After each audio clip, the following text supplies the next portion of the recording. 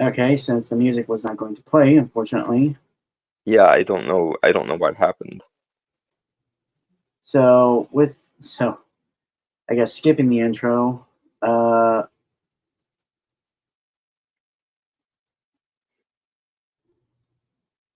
Salutations, ghouls and freaks. Welcome to this podcast of storm where insane slashers, undead blood drinkers, and all around crooked beans convene, talk, and debate all things pop culture.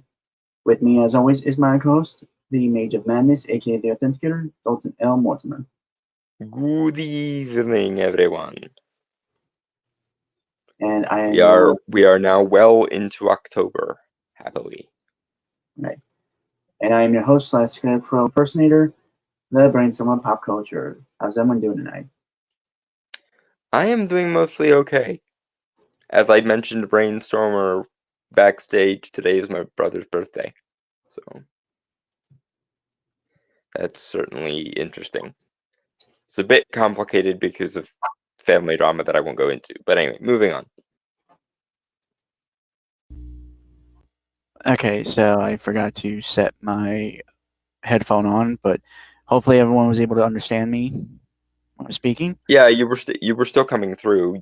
You're a lot better now. I wonder if that Yeah. was why the intro song didn't want to work. No, it just didn't work. Apparently, I had to download the app uh, before I could play it. Okay. Something maybe for next week, then. I'm not gonna lie, man. Probably not. Just because I don't can- think it's gonna work. It's not gonna work on my computer because my old computer is old as shit. Damn. Well, Anyway, maybe we could. Well, maybe we could find a Nightcore version of all Along the Witch's Road. Anyway, so the first thing is it's gonna be weird because we have just kind of we got a lot of stuff to talk about. Mainly, Dalton wants to talk about stuff. yeah, But as promised, this week is mostly going to be, it is mostly going to be dealing with the authoritarian moralism of the religious variety, whereas last week was more about the communist slash socialist trying to appropriate Halloween and shit. Mhm. But first, Beetlejuice 2. Refuse to say the full name out of fear of summoning him. I think that is erroneous, but okay. I don't want to summon the guy. I'm pretty sure no such entity exists. I'm not taking the chance. I'm not taking the chance. I have not seen anything that indicates that Beetlejuice was based on anything. Like, at most, you could maybe say there might be spirits associated with the star known as Beetlejuice, but still doubt that that has anything to do with Tim Burton's idea of the character. By the way, I'm not taking the chance. You know I'm superstitious as fuck. So I still kind of find it insulting how timid you are around the supernatural when you have an on-call wizard on metaphorical speed dial. hey, general rule for anyone who's ever watched horror movies is you don't fuck with the supernatural. That's why most people. Okay, look, I'm gonna be, and this ain't a racist thing. This is just pointing out society within horror movies. It's mostly dumb, trust fund white people that get into those situations. I mean, this is true, although I don't think race has anything to do with it. Someone was gonna call me out and say it was me pointing that out. I'm just saying I don't think there really is any sort of racial bias in horror movie archetypes. Okay. Anyway, so I had seen this movie when it came out in September. Went to a drive-in for it. It was actually really cool. And Dawn, you'd seen it relatively recently, right? Yes, sir. Like last night, I assume. Yeah. So I guess general things first before we really start talking deep into it. It's a fun movie. It's good to see Tim Burton back on his game. because it really feels like he's been phoning it in since probably around the time of Alice in Wonderland, the live action one. 2010. It really feels like Tim Burton has been running on autopilot for the last decade or so, and I don't know if it was just the Michael and Tim vibing off of each other that made some of the life get breathed back in, but one way or the other, it really felt like Tim Burton was back on his game. And Michael Keaton, honestly, it really feels like he played the original Beetlejuice yesterday, because he snaps back into that role like a freaking glove. Jenna Ortega is, of course, excellent, because everyone and their mother knew she was going to be, because Wednesday. Seeing actress who played Lydia back again was interesting. The only problem I really have with the thing is, yeah, it seemed weird to me that there were so many subplots. It was almost like they were literally just throwing everything at the wall and seeing what stuck. Because most of the plot of this movie really isn't a straightforward plot. It's just stuff that happens. Now, granted, a lot of that stuff that happens is interesting and engaging. It's just, I kind of feel like I did when I watched Deadpool and Wolverine, where it's like the plot almost doesn't matter of this movie, and it's just an excuse to have Beetlejuice-oriented stuff happen again. That's fair. That being said, like I say, it's the best movie Tim Burton has made since Alice in Wonderland, probably. So I'm not complaining. When Tim is actually giving a damn about the things he's making, he can make really great shit with the best of them. Unfortunately, since Alice in Wonderland or so, Tim really hasn't been awake while he was directing. It seems like he was directing on autopilot. This, though, feels more akin to the stuff that he would make when he's on point. So I guess that's good.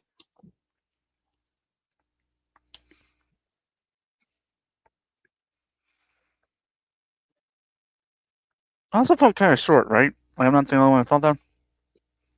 Yeah, and the funny thing is, if you cut out all of the extraneous subplots, the movie would probably be about an hour 30, if that. I mean, the first Beetlejuice was only. Hold on, I'm gonna look up the time, like the run times for each. But please continue. Yeah, but point being, I could easily see a version of this that would cut down to about an hour, actually. If you cut out all the extraneous characters and just focused on the main plot of Lydia's daughter being taken into the spirit world, and then Lydia having to team up with BJ to get him back, and yada yada yada. If you reduce the movie down to that singular plot and left out some of the more extraneous characters, this movie could have even just been a Halloween special, honestly.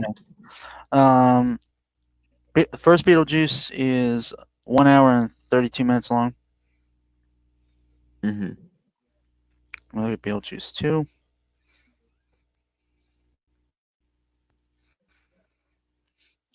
Hour and 44 minutes. Yeah, honestly, you could cut out about 40 minutes of this movie and it would still be fine. If you narrowed it down to just the actual central plot of the thing. That being said, I liked a lot of the subplot. It just felt like they weren't really connected to anything is my main issue, I guess, where it feels like at some point they just started ad-libbing Beetlejuice segments for no particular reason.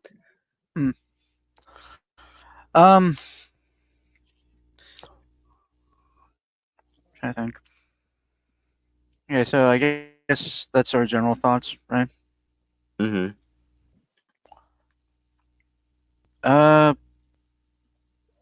Well, they got more into the spoilers. Okay, I guess it's kind of a spoiler territory then. Mm-hmm. They got more into the afterlife bureaucracy stuff. Which honestly is the part of Beetlejuice that I like, and I'm glad that was where the main focus was. Because, as I have often said, the first 20 minutes or so of the first movie, where all we're doing is dealing with the Maitlands and how they die, bores me to tears every time. I always skip it.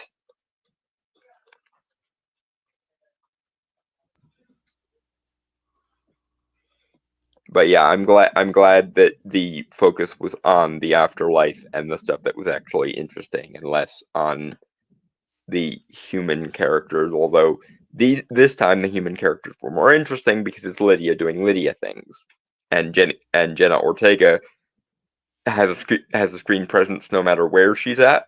Although ironically, with this movie, they kind of play against Jenna Ortega's type that she established with Wednesday, because the premise, spoilers, is that basically Lydia has made a name for herself with regards to her supernatural experiences. And her daughter Astrid, I think, if I'm remembering correctly. What is Lydia's daughter's name? I can't remember at the moment. Give me a sec. I think it's Astrid, but I could be wrong. Hold on.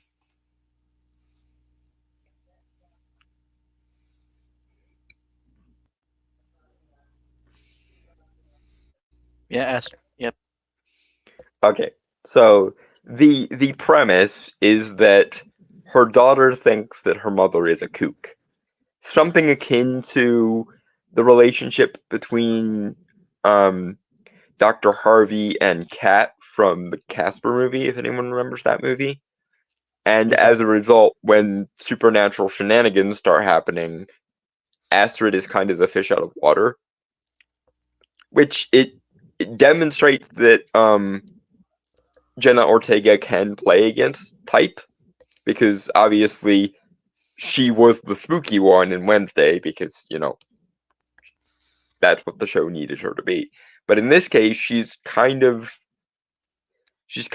in the skeptic mindset, and so when supernatural shenanigans start happening, she is completely blindsided by it, even though Lydia and everyone who knows about the events of the first movie went, "This was entirely avoidable. Why were you such an idiot?"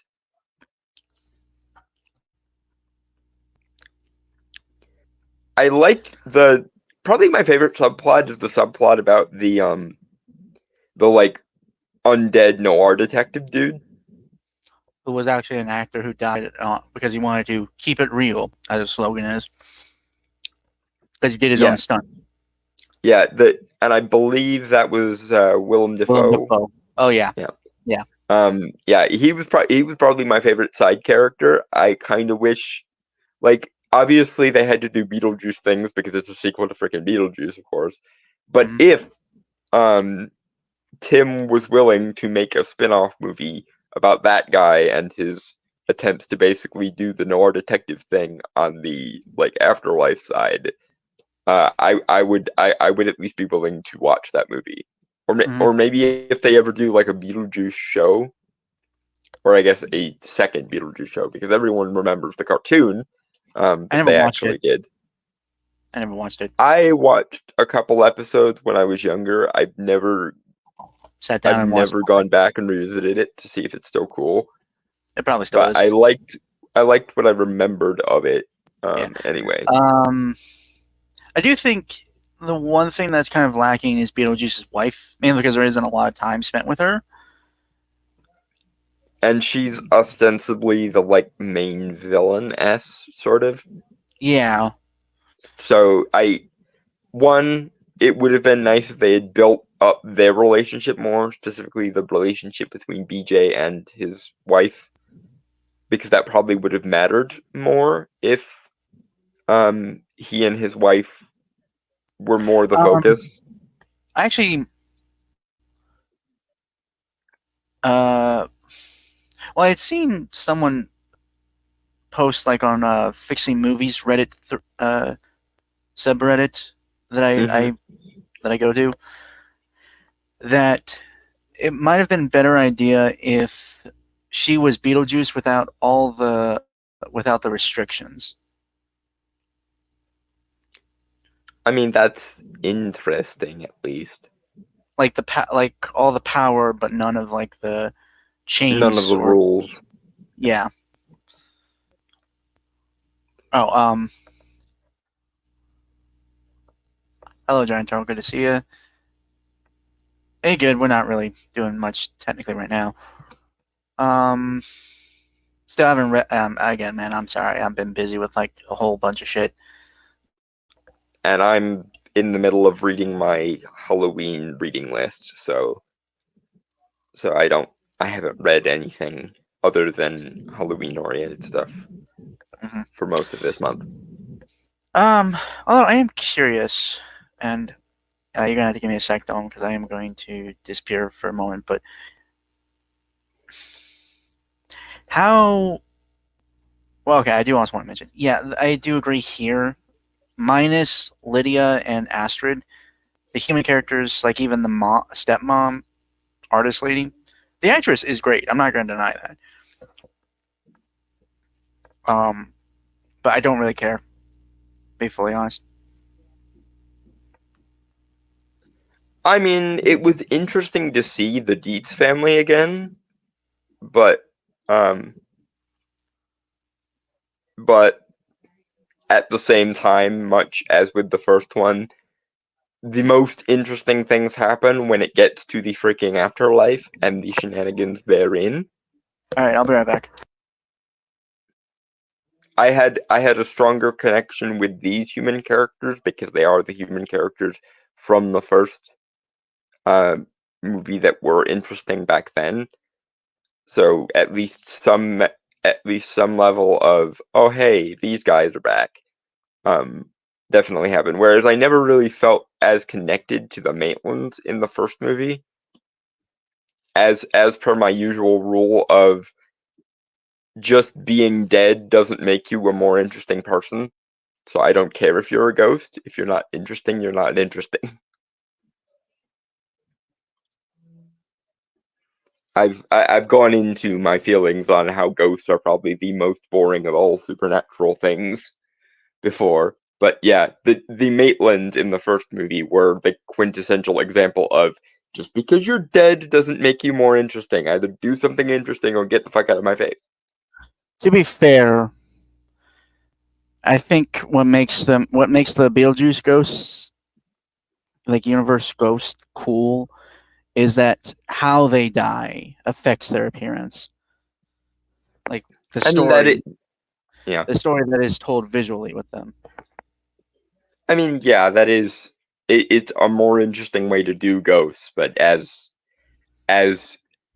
I was just alluding to, my rule of just because you're dead doesn't make you more interesting definitely applies to the Maitlands. Okay. And didn't they like lampshade the Maitlands so that they didn't have to be involved? Saying like they found a loophole or something, if I'm remembering that correctly. Which I would have liked to have seen them again, just because I think what was being set up at the end of the first Beetlejuice, the idea that like Lydia was being protected by the Maitlands, and she had the stereotypical friendly ghost watching out for her. That was an interesting thing that I wish they had touched on at least a little bit more. But maybe they couldn't get the actors or actresses back, which fine, I guess, but still.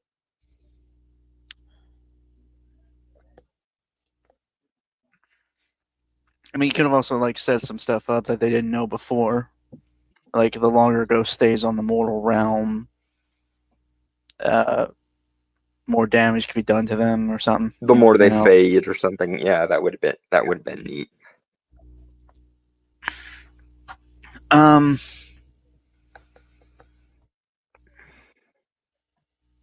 but yeah, no, it looked really nice too. Like it was. I liked how it was set on Halloween. I mean, this movie was made for this season. Mhm. I think it was very, very smart of Warner Brothers to release it when they released it. Granted, there's something actually I find super interesting, given certain things, given that it was set during Halloween, right? Hmm.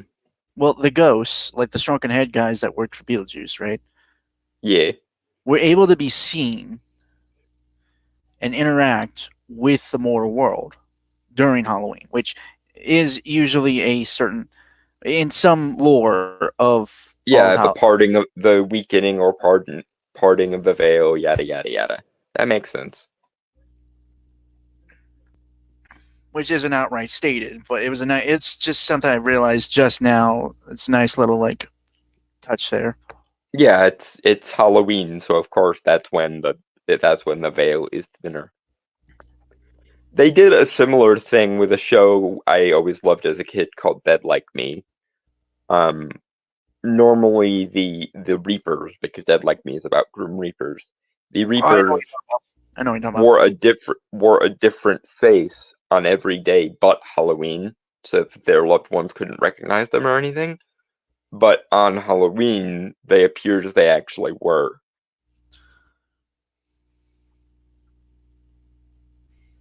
So yeah, similar sort of logic at play here, and Tim Burton being Tim Burton, I'm sure he did that on purpose because if anyone is, high on the spookiness of Halloween more than Tim Burton, may I be struck by lightning.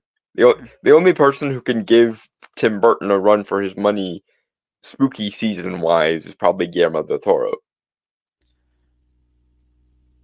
All And right, so honestly, I kind of wish there was a movie where those two worked together, like they co-directed something, because those two together would make some really awesome shit.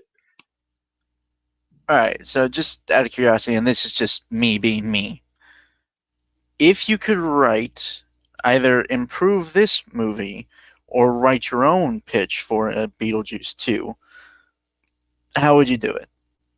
Honestly, I would probably there's a couple of things I would do.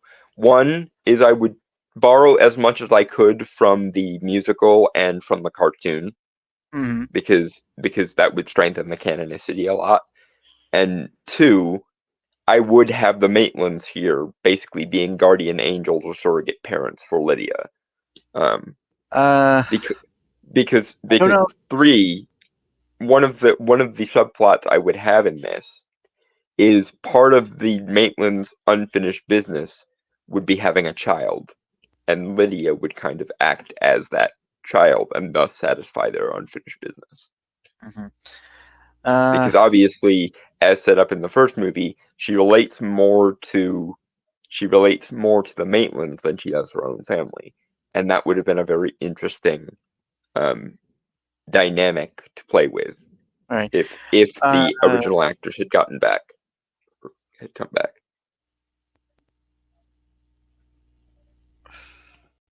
and I hate to say it just because it's.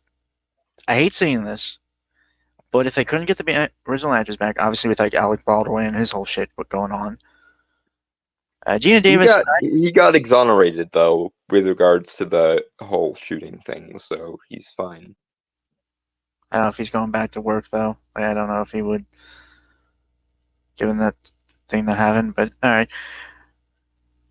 Uh, given that they've aged, like, Hmm. and they're supposed to be dead, so I don't know if recasting them could work. Either that or uh, de-aging technology. Yeah, but I mean, there's enough footage of both of them that they could easily do like a de-aging deepfake type thing. So. mm, uh,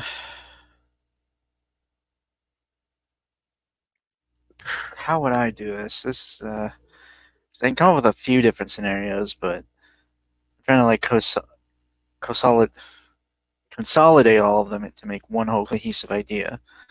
Mhm.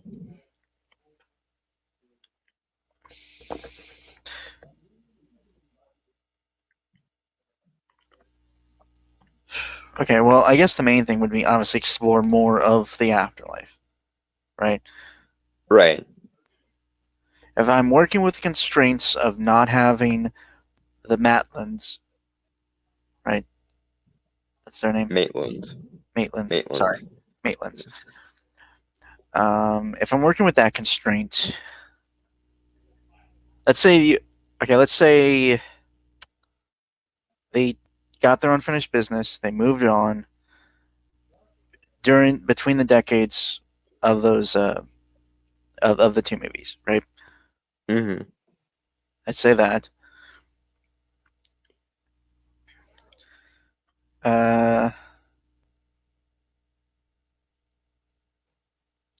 Although This is gonna seem like a weird poll, but I feel like Lydia's relationship with the Maitlands would have been something akin to Lucinda's relationship with Thimblepack in the Spiderwick Chronicles. Like, I feel like Lydia would have grown into the goth equivalent of Lucinda from Spiderwick Chronicles, essentially. And that might be why people think that she's so weird, is because ever since she was a teenager, Lydia's been able to see and interact with the spirit world. And that was shown in the movie too. yeah.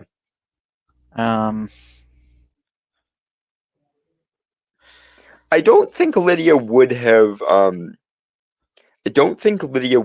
monetized it. That was the one mistake I felt this movie made. I don't think she would have monetized the relationship she had with the afterlife. Well, to be fair, I do think that was her being coerced by like her second husband. Yeah, and honestly, I would get rid of that whole subplot entirely. Yeah. Although I do want to keep her first husband did pass, but she could never find out because he was never able to come to her, or when she reached out, wasn't able to look at her and stuff. That's an interesting sort of tragic romantic angle that I think would have been fun. Yeah. Especially if her first husband was actually a character in the movie.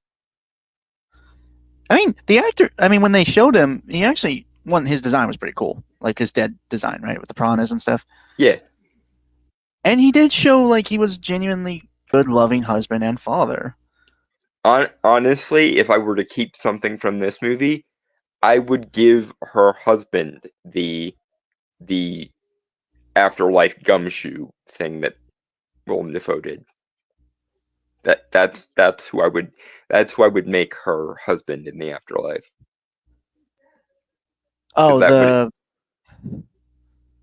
okay, so he would be the afterlife's like police commissioner. Yeah.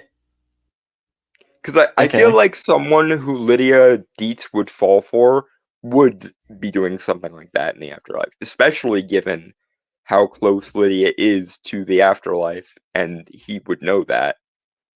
Well, he was also okay. If we're trying to keep in general lines, if we're just changing his work in the afterlife, like the job he's assigned, Mm-hmm.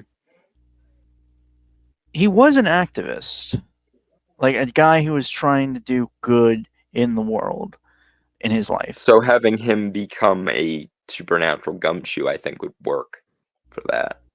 Okay, gumshoe. Yeah? I don't know what that is. You've never heard the phrase gumshoe as applies to a PI before? No. My God, you are sheltered. I love you, but you are sheltered as shit. Okay, I feel like that word died out in the fucking 50s or 60s. It's a staple term of the like noir detective genre, dude. Okay, I've heard I mainly hear PI. Okay, that's it. Again, I love you, but you are very sheltered sometimes.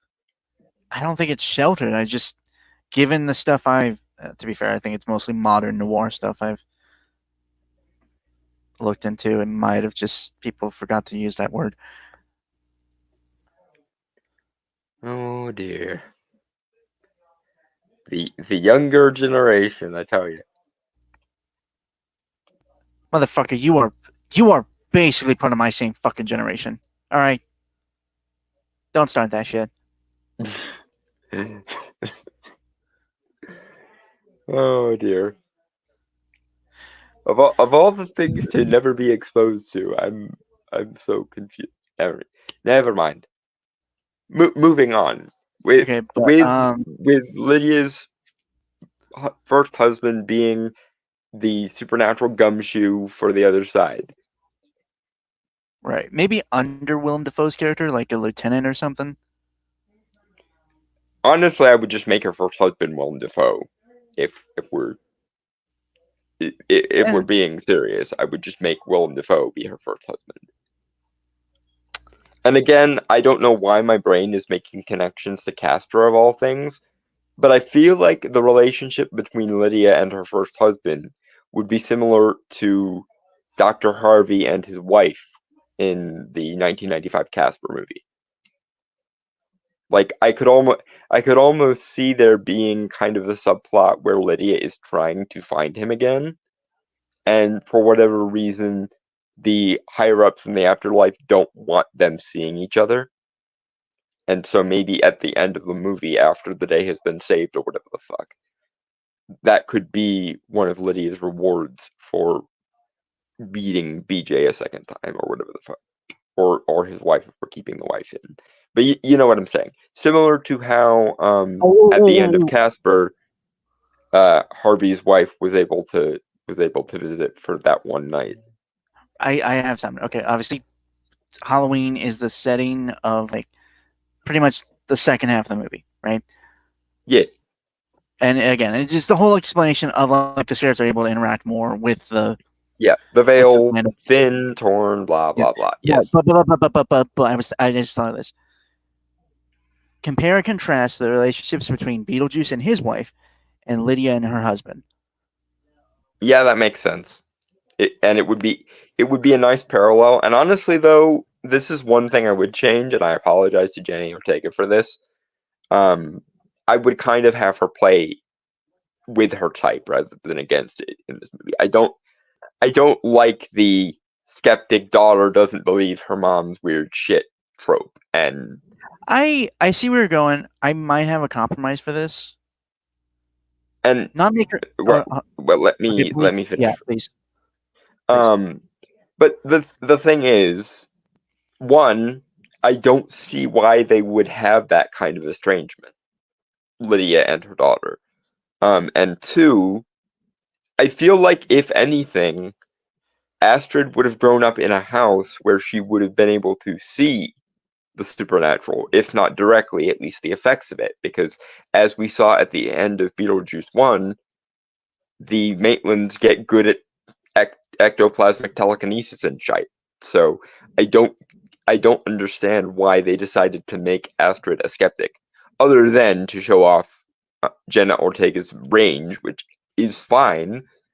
But honestly, I feel like family should have been a stronger theme through the movie. Yeah, and fair. if both Astrid and Lydia bond over their capacity to see the afterlife,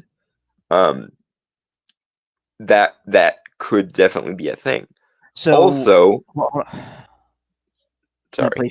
No, please finish your thing. So I was just thinking, what if Astrid summons Beetlejuice in order to get him to kind of act as a go-between between Lydia and her dad? That gives Astrid enough reason to want to summon BJ without a skeptic subplot. Right. And of course, BJ tricks her because, well, BJ do that. Yeah. So my idea was like not having to be skeptic, and if we had to keep the estrangement, not to the extreme that they did in the movie, obviously. I agree. Not making her a skeptic, but the fact that they, because my idea was like, she is aware of the supernatural, though she never really didn't have as strong a gift as her mom did. Like, she couldn't, how to best say this, like, she saw passing images of the ghosts more than actually could truly interact with them.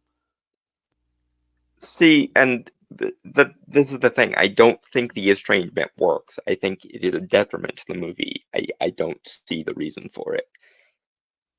The most I could see that would actually maybe work is if Astrid is afraid of the supernatural. Like, not skeptical of it. She knows that it's there, but she's afraid of it. Whereas her mother, because of her relationship with the Maitlands and with probably other ghosts, I'm honestly kind of. It's weird where my brain is going with this. I'm going part Casper and part paranormal of all things. Like, I feel like Lydia's weirdness would manifest in the form of being very casual and cavalier about the supernatural. And I could see a child growing up in that environment being freaked out by the fact that not only does her mom talk to no one, quote unquote, but it's not hidden from Astrid. She knows that, and sure, if you want to keep the thing where she can see the indirect effects of the supernatural, like telekinesis and shit, more than she can the actual people, that's fine. I could see that working. But if anything, if there has to be some barrier between Lydia and her daughter, I would rather it be that Lydia views death and the supernatural, the strange and unusual, as she put it in the first movie, as something cool that she loves, whereas Astrid, because she can't quite see as well as her mom can, is more frightened by the fact that the supernatural exists. I feel like that would be a much more organic rift between them that doesn't rely on children and parents don't understand each other because narrative dark reasons. Fair enough. All right, so I guess the question is, Beetlejuice and his wife, right? How would that work, given our kind of idea? Well, obviously she's got to be toxic as shit. Because if the relationship between Lydia and her first husband is the positive I think we portrayal just of okay connection. since we're cutting out the stepfather, Mm. maybe we should just say husband instead of first husband. Right, okay, but if Lydia and her husband are the positive side of how to connect with the afterlife, BJ and his squeeze are definitely the negative side of it. And I feel like one thing that this movie did right that I would probably keep is that it kind of, by contrasting BJ and his wife, it made BJ's erraticness and weirdness a little bit more understandable. So you also want to keep the backstory they had for them, like how they met and stuff. I don't remember the backstory very well.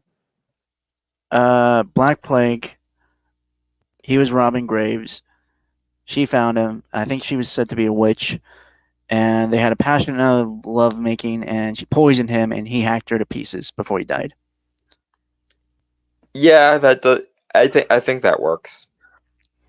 Because Also, we the do magic know that thing- we know that he was alive during the Black Plague, as per the first movie, because he did that whole long rant of that, what do you think? Am I qualified there? Yeah. I've seen The Exorcist 67 times, and it keeps getting funnier every time I see it. Well, that is probably my favorite line in that entire movie is BJ's "Am I qualified?"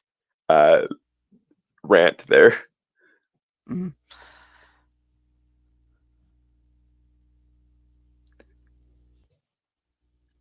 but yeah, that still works. And honestly, if we're going with her being a witch, then that sort of explains the rules that BJ is under. Maybe it's a curse because of something she did. Yeah. And Although, honestly, please. anyway, okay. So here's an idea. What if she uses the curse she put on BJ to control him?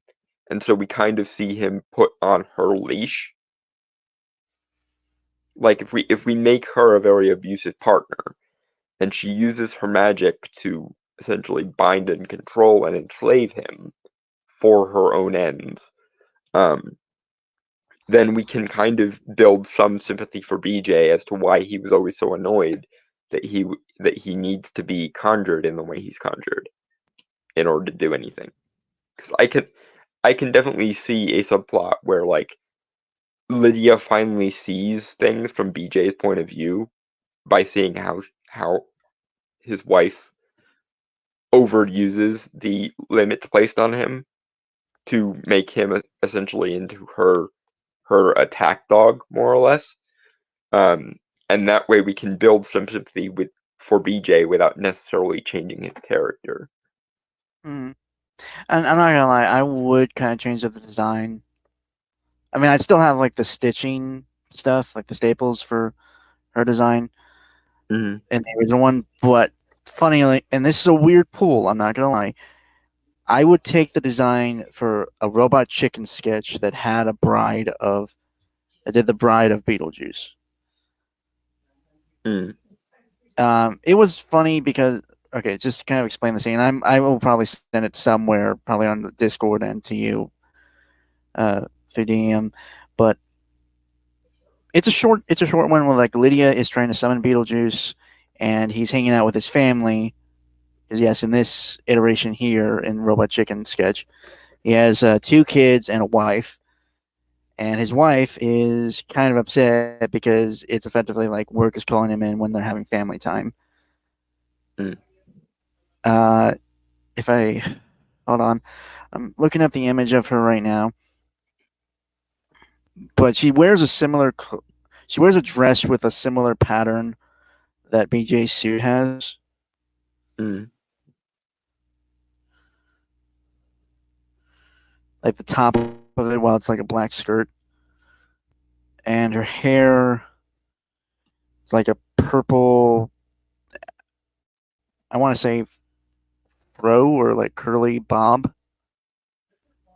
Mm-hmm. It's actually really interesting. But basically, she summons him back when he goes to answer the summoning from Lydia, and he calls her a whole lot of bitch. Okay, that's. I don't normally find Robot Chicken all that funny, but that's kind of funny. You, sir, are uncultured if you don't find Robot Chicken funny. Like, it's not that I never find any of it funny, it's just that, like, only once in a great while do I think they have a funny segment. Anyway, okay, so I think that's about the end of our Beetlejuice 2 thoughts. I mean, how would we end it though? That's the question. Like I say, I think we should take a cue from the 1995 Casper and have Lydia and her husband able to visit each other on that one Halloween night specifically. And maybe also have the daughter involved as well, because if the quote unquote theme of this is going to be preservation of like family ties in the afterlife. I might have an idea how what, because not gonna lie, Beetlejuice and his wife seem a bit disjointed here. Mm-hmm. might have an idea. Sort of, I wouldn't say it's unfinished business, but something the wife of Beetlejuice wanted in their life, because I do think they were together for a time. Because to me, Right. in the actual movie, it seemed more like a one-night stand, maybe. Well, I mean, the movie kind of implies that they died shortly after meeting each other. Yeah. So I would But say honest, maybe, sorry. Go ahead. I would say maybe couple years together. I feel like, speaking of Tim Burton references, I feel like the relationship between BJ and his wife should be similar to Angelique and Barnabas's in the Dark Shadows movie. Oh, I was gonna. Never mind. My thing was something else. Sweeney Because Todd, I, and the Miss and the Baker lady, kind of Mrs. Levitt. Miss Lovett. Thank you. Yeah, I would go more Angelique and Barnabas from Dark Shadows, That was especially actually. with her, Sorry. being a witch and everything. Yeah. Obviously, it's not the greatest Dark Shadows adaptation because for some reason someone decided it needed to be a comedy instead of a drama. But I digress. Um, I but liked it. I do like the idea that she is the one who put the spell on him, so that she could like control his spirit even after he died. Because I feel like I feel like turning the tables on BJ and making him kind of the victim of her would be an interesting way of exploring his character. But I'm just okay. So if we're also keeping the idea that Astrid gets pulled into the underworld, Yeah. what if Which it? in our version, she's conjuring BJ so that he can act as a go-between for her parents, essentially. Right. But what if? Again, this is to kind of sell the whole toxic and crazy bride thing, right? Yeah. What if the bride, I don't know, either forces Beetlejuice or something to kidnap Astrid, and basically they play house because the bride, being as crazy and mentally undisturbed as she was, still wanted a family, obviously, though she was just a possessive, psychotic bitch about it. Here's another angle we can go with. Mhm. You know how BJ tries to get Lydia to marry him in the first movie? Yeah. What if his wife is a jealous bitch and wants to stab Lydia in the back for coming after her man, quote unquote? Yeah. So it's not just taking her for the sake of taking her. It's specifically taking her to get back at Lydia for almost marrying her man. I do actually. This also brings up a question because we could address that too, because it was Beetlejuice's plan to marry Lydia. Yeah.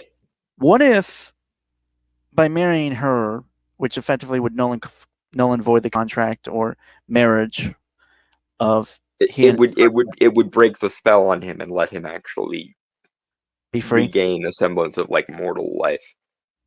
Yeah. And that's why he tries to. Yeah, that's a really good idea because it recontextualizes why he wanted to marry her in the first place.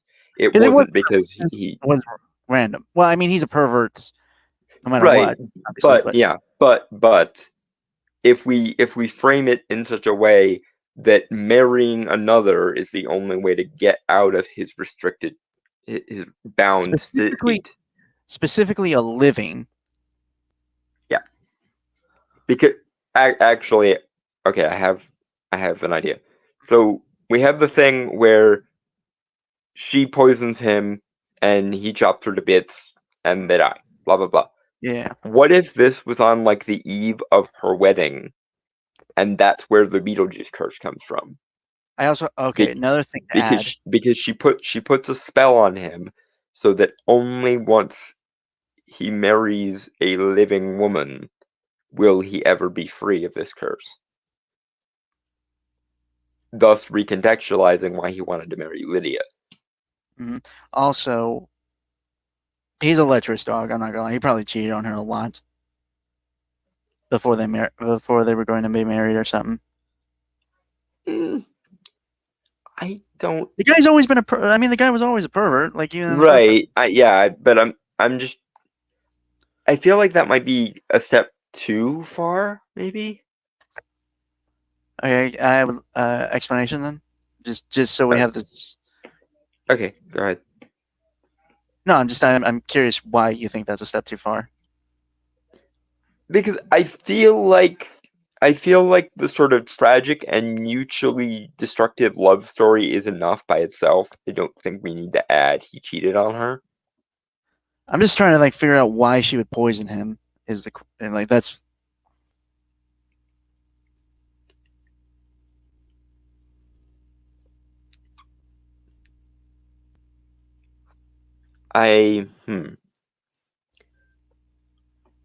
What if she essentially wanted him to be her familiar, and so she had to kill him so that he could be a spirit and thus be her familiar? But of course, BJ did not take this lying down because why did you poison me, you crazy bitch? And then Okay. with the axe. Right. Actually, this will also be interesting just because it adds something more just to the context of the world. Well, okay, because it's from what I remember the flashback, she was in a castle. She's a witch.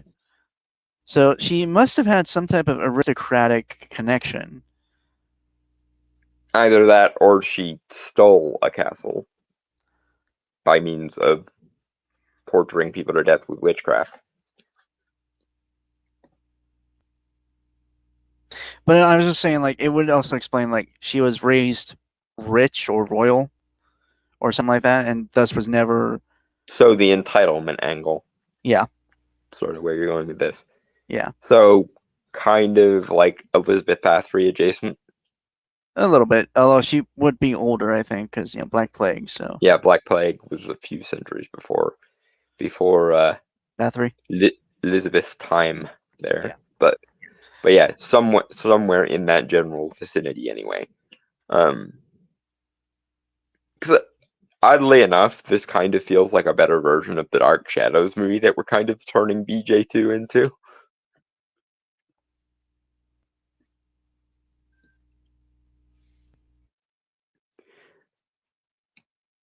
The question, I suppose, is there a larger reason why she wants him dead so that she can use him as a familiar? Like, is she trying to essentially gain power over the afterlife by killing him and then binding him as her familiar? I was just going to assume she was crazy and just wanted to control them forever. Like, even in death, he couldn't escape her. I mean, that can work. I don't know why, but like, I feel like there should almost be like an apocalypse type thing going on where she's trying to make some big apocalyptic magic happen by binding a dead man in her service. I don't know. It just feels a bit out there, like the Beetlejuice movies. I mean, it might be a bit much. I'm just thinking, like, because binding the soul of a dead man does sound like a spell ingredient or something. Is the thing. So I'm trying to figure out, is there some wider implication or wider world to the fact that she wants to poison someone, then bind their spirit to make them a familiar to her? Like, is she trying to essentially do what Ortho was doing in the first movie and like use the powers of the like Handbook of the Recently Deceased to her advantage? because that would A, be a nice callback to Ortho and his shenanigans, and B, would also tie the world of Beetlejuice together nicely. Like if there are powers that the dead have that the living usually don't, or access to knowledge that the dead have that the living usually don't, I could see her doing this to get that extra power, to have a Yeah, conduit to use the powers of the deceased for her benefit. I mean, that would also explain the. Yeah, that would also explain the kind of power. Like, because to be fair, granted, all other like ghosts seem to have. They explain the power that Beetlejuice has because he's very. He has a lot more. He has a lot more powers than the average dead guy does, Yeah. and I'm assuming that's because of however she put the spell on him to begin with. She wanted to give him powers that most dead people don't have, so that she could then, through him, control it. Mm-hmm. And that's why Beetlejuice hates being on the leash so much. Obviously, at least some of it is just being annoyed because he has to be on a leash, but it also probably is due to the fact that he knows he's basically just well, I was going to say warm body for her, but in this instance, that became very ironic phrasing between the time I had the thought and the time it left my mouth. Because he is not a warm body anymore. All right. So again, Also, sorry, my brain is just filling in a blank here that I think is really cool. Okay. I think we're in agreement, obviously, that Beetlejuice is not his actual name, right? Oh yeah. So, what if the source of his extra powers that she wants to take advantage of is the star Beetlejuice? And that's why he's called that, because he's the avatar of Beetlejuice, the star.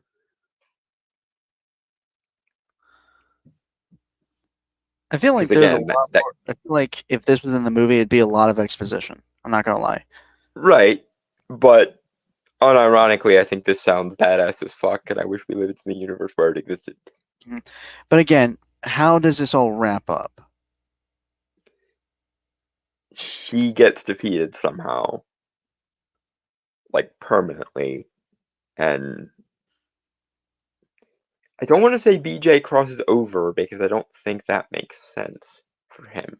Because even if she is orders of magnitude worse than him, he is still a right bastard.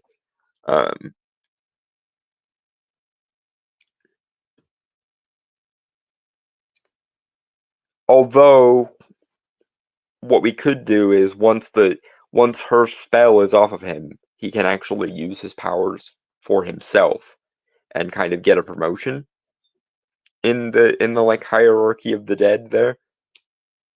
And maybe this is how BJ pays them back, pays Lydia and Astrid and husband dude whose name I forget. This could be how he pays them back. He uses his newfound freed powers to soften the veil so that mother, wife, and child can have a night together for the last time. Husband, Also something wife, I would child, not mother, wife, child. Yeah, but yeah, husband, wife, and child. Anyway, but what I was thinking of, something that would add a really interesting element to this. If the husband died when Astrid was still a baby, we could really pull at the heartstring by having him, see his now teenage daughter for the first time, and having this like really wholesome moment of, oh my god, my little girl has grown into a young woman, and so on. Like as long as we're playing with the family oriented heartstrings, again, I'm kind of pulling a little bit from 1995 Casper on this point, having that sort of spiritual reunion thing. I would also say, son of a bitch.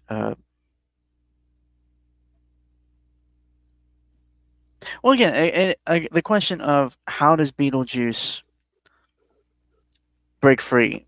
Because I would assume because we already set this thing of like, yeah, in order to break the spell, he has to marry a living. A living person. Yeah.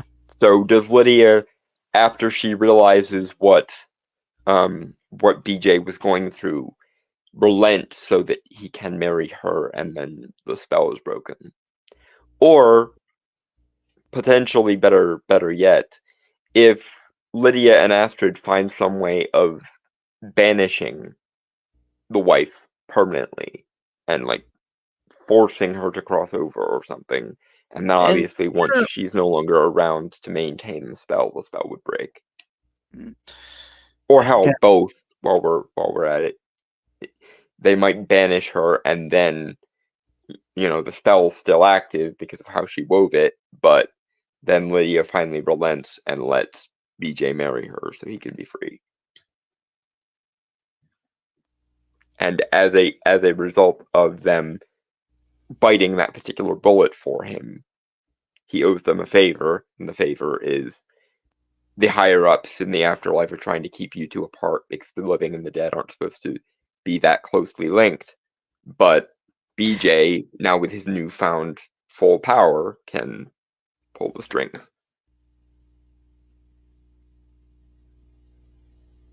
So BJ almost has like an anti-hero arc, kind of, sort of. Or at least has enough sentimentality for Lydia and Astrid that he's willing to do them a solid. I don't know how much we should try to reform BJ's character. I'm not. Yeah, he's a right bastard either way, but I can see him going, you guys finally, I've been bound like this for 1,000 years and now I'm finally free, so I'll do you a solid, essentially. And that would also make, the fact that it takes place on Halloween important, because only on a night like Halloween can that sort of gap be bridged even by BJ with his full powers.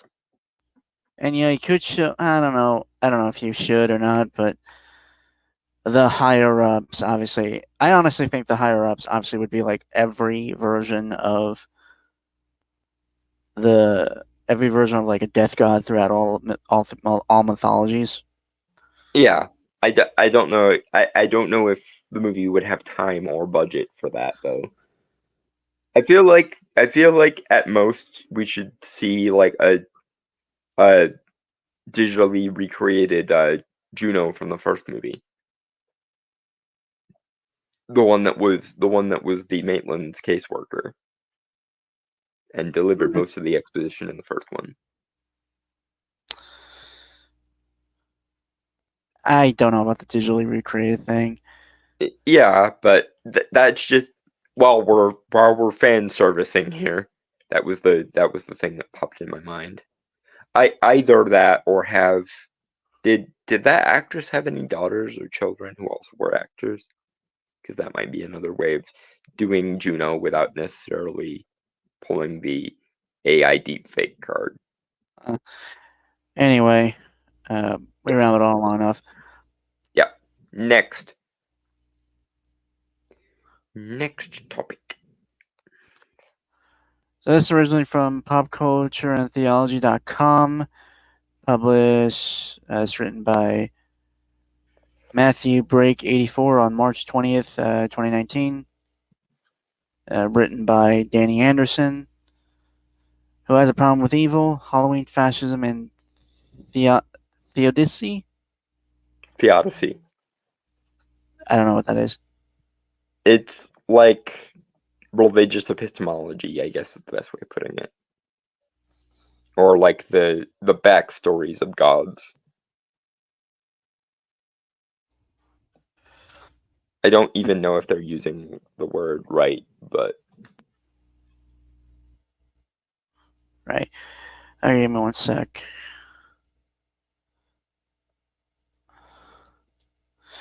Alright, Ted Bundy is once again having him... Again, this is from 2019, so... Mm-hmm.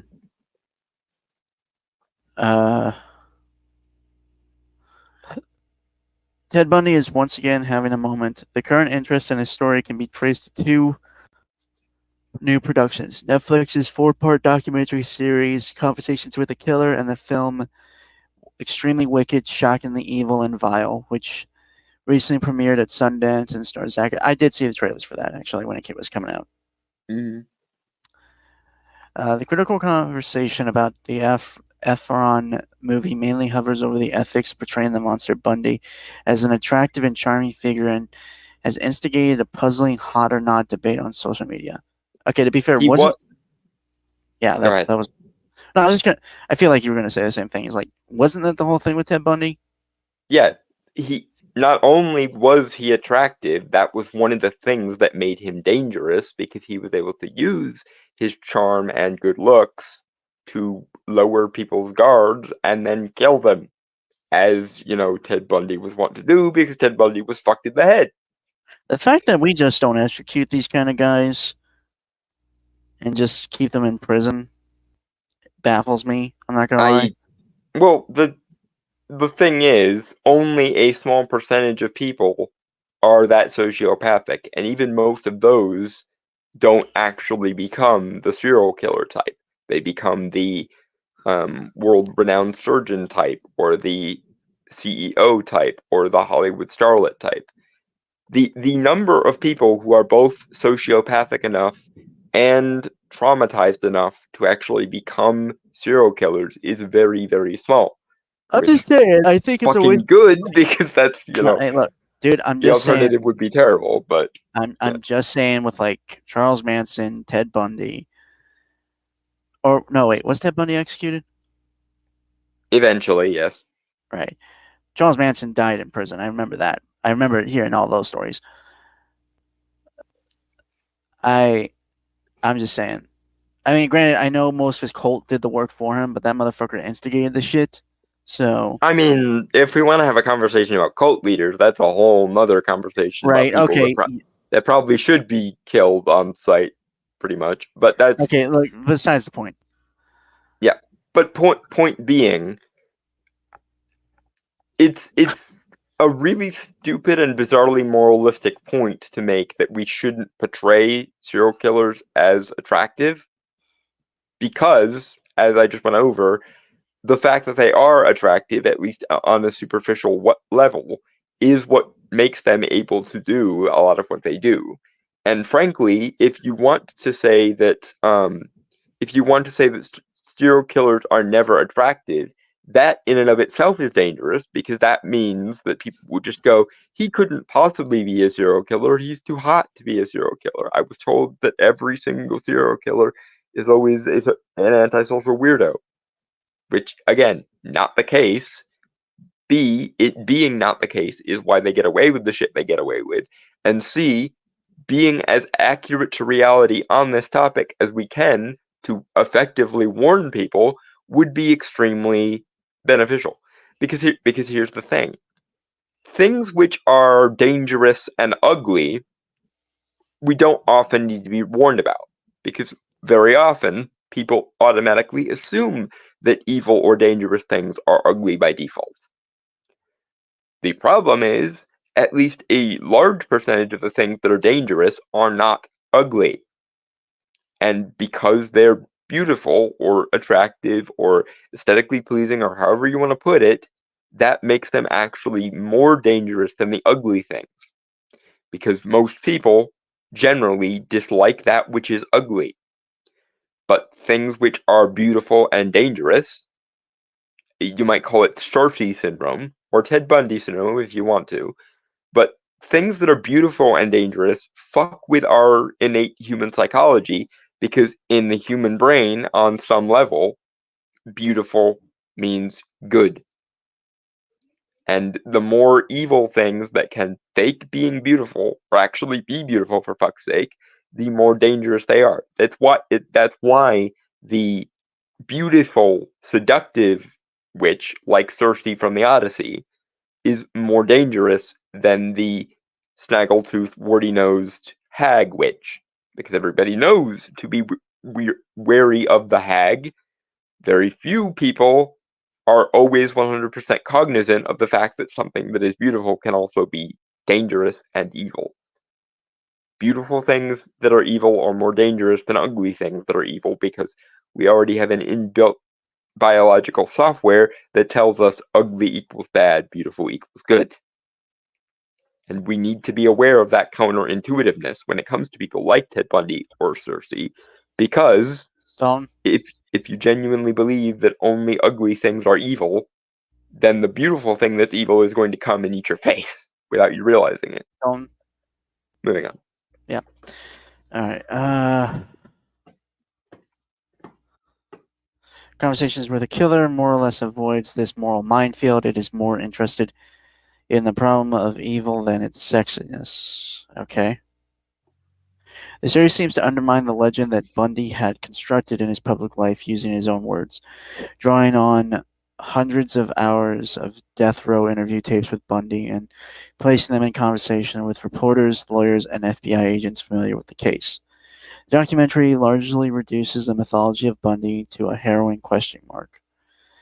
Brutal crimes against women that Ted committed cannot be neatly traced to any discernible source. Not childhood abuse, not social rejection, and much of James Dobson's chagrin, not even pornography. The best answer to why that the film can posit is that he did it because he wanted to. A terrifyingly meaningless conclusion. Unfortunately, there is at least some of that. Although, yes, he was traumatized as a child, as most sociopaths tend to be. That's what often gets them into a sociopathic mindset in the first place. It's a reaction to trauma. But at the end of the day, the questions of why are mostly immaterial. Especially if all you're doing is trying to accurately portray things that genuinely happened. Because life, unfortunately, doesn't come with the moral at the end like a lot of stories do. That doesn't mean that there are no lessons to be learned from people like Ted Bundy. Like, for example, the aforementioned lesson that I just went over of always remember that not all that is beautiful is also good. And always remember that not all that is ugly is evil. Because it's a very counterintuitive lesson that people need to learn. People need to learn it because our innate sort of biological or evolutionary software means ugly bad, beautiful good. And that's exactly why beautiful predators are the most dangerous kind. Moving on.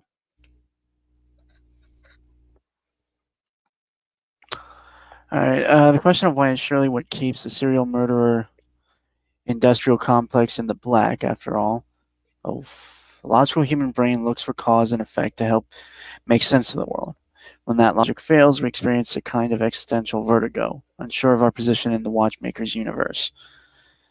The need to peer into the wiring of Bundy's brain is therefore a fundamental theological impulse. The enduring appeal of the true crime genre is its connection to theodicy, theological quest. Theodicy. Theodicy.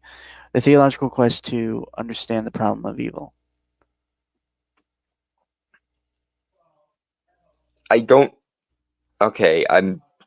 This is actually kind of hurting my brain because I'm not sure what they're getting at here. The existence of things which are evil really isn't that much of a theological question unless you frame it within the problem of evil. But even then, the problem of evil belongs to natural things, like why, for example, are there a bunch of creatures that thrive off of killing the innocent? Why does Australia have so many poisonous and or destructive species in it in a world that was made by an intelligent, benevolent watchmaker, as you put it? Or why do hurricanes randomly cause destitution every single hurricane season? Isn't it possible that there could have been a world made without those? But when it comes to human evil, like Ted Bundy, there's a lot more explanatory power in not treating it like a natural phenomenon that fell right out of the fucking sky. Because there are sociopathic or psychopathic or low empathy people in every 100 or so people. Out of every 100 people you meet, one of them will have a diminished capacity for neurological empathy. But that is not in and of itself. That in and of itself doesn't explain anything. Because for all of those hundreds of people who are, or hundreds of thousands of people who are low on the trait known as neurological empathy, most of them don't go on to be serial killers. In fact, quite a lot of them are prone to being very, very successful in certain fields, like CEOs, like surgeons, like police officers, etc. Dalton? The meaningful question that you should be asking is what makes a Ted Bundy, a Theodore Kaczynski, a John Wayne Gacy different from your average Fortune 500 CEO, because they're neurologically very similar. The difference, of course, being very often you have to have both the aforementioned being predisposed to lack of empathy, and then trauma from an early age on top of that to turn someone from someone who could be a very good CEO or a very good police officer into a Ted Bundy or a Theodore Kaczynski. Moving on. Right. Okay. A few recent films investigate theodicy as unflinchingly as David Gordon Green's 2018 reboot of Halloween. The film, a sequel to John Carpenter's seminal 1978 horror classic, boldly asserts itself as the original's only true sequel, as it ignores all the other films in the franchise. Here, Michael Myers, aka The Shape, was in fact captured after the events of Carpenter's original and has spent the last 40 years in hospital for the insane, first under the care of Dr. Loomis, then Loomis's protege, Dr. Seriton. Mm-hmm. Again, I'm not really sure where you're getting theology out of any of this, but okay. Moving on. Halloween brings at least three competing approaches to the problem of evil into conflict, and it does so by employing the terrible imagery of fascism. First, there is a commercial and scientific fascination with evil, which understands it as a resource of power or wisdom to be exploited, represented by journalists and psychologists. Next, the film gives voice to a moderate liberal view of the world as essentially good, just in need of competent and caring management. Laurie's daughter and son-in-law represent this position. Finally, there is Laurie, the survivor of the nightmarish trauma who understands evil to be a metaphysical force that exists beyond logic and human understanding and must simply be destroyed. Wow, you are reaching there, my friends. You are reaching farther than the fucking 7 seas stretch. Again, this is a fundamental difference between human evil, which Michael Myers is at least ostensibly a human evil rather than a natural evil. And this lies the problem.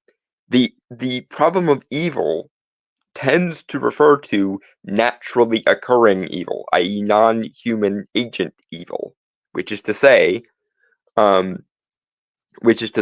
that evil part of nature, quote unquote, the things that are not in human control. Even your own theology, which again, I don't know why on literal God's green earth you are trying to put a theological point in a Michael Myers movie, possibly the least supernatural of all of the slasher films. But okay, let's go through this again. The problem of evil applies to natural evil, not human evil.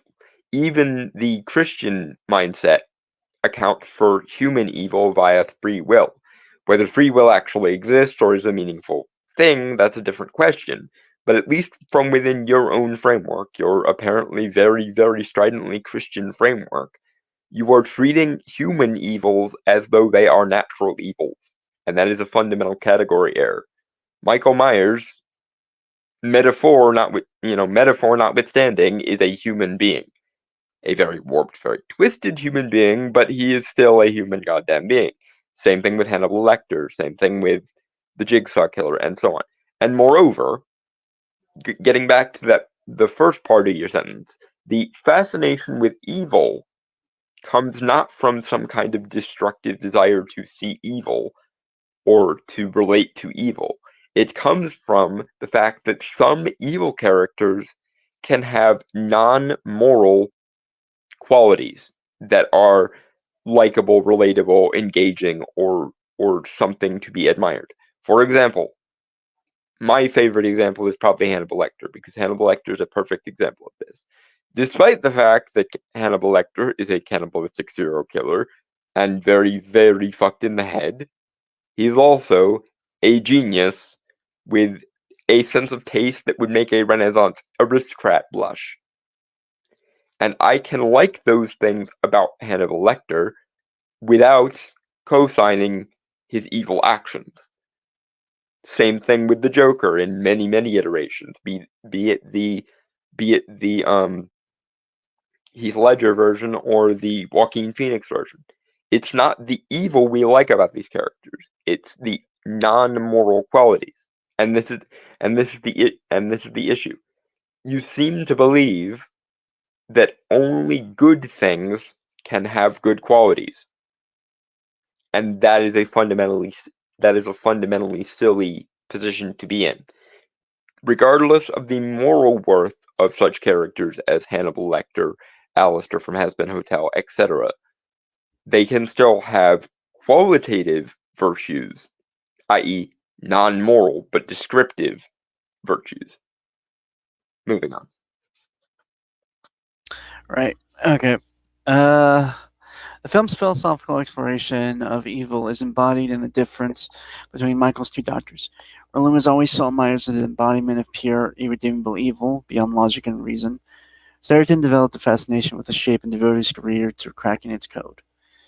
In short, Seriton views Michael Myers as an opportunity to understand the nature of evil and over time, develops a deep fascination with him, imagining him as a source of deep wisdom. The reverence Seriton shows the brutal killer is disturbing, all the more so as Michael responds only with silence. Undeterred, Seriton romances the killer, as Bundy aficionados do, and makes it his mission to open him up and learn the lessons trapped inside. Our heroine, Laurie, assures us, however, that there is nothing to be learned from the horror. Okay, and here's the problem. They are both, in various ways, wrong. Seriton is wrong because he projects onto Michael things that don't belong to Michael. But Laurie is also wrong in the sense that there is probably some explanatory power to understanding him. And this is the thing. This is why I was very confused by your opening gambit there. Because you started off with the how in the world can someone portray a predator as beautiful, which I've already gone into multiple times, so I'm not going to go in again. But this whole theodicy of yours seems to be based on the premise that you can't have qualitative virtues in absence of moral virtues. And that is a fundamentally disagreeable statement. And also, you seem to believe that every form of evil falls out of the fucking sky fully formed. And there is no explanatory power or redemptive value in understanding the causality thereof. I fundamentally disagree with you. Because even if you're studying the mind of evil people only to prevent future evil people from occurring, or only to forestall people from being broken in the first place and becoming evil, that's still a solid reason to understand evil.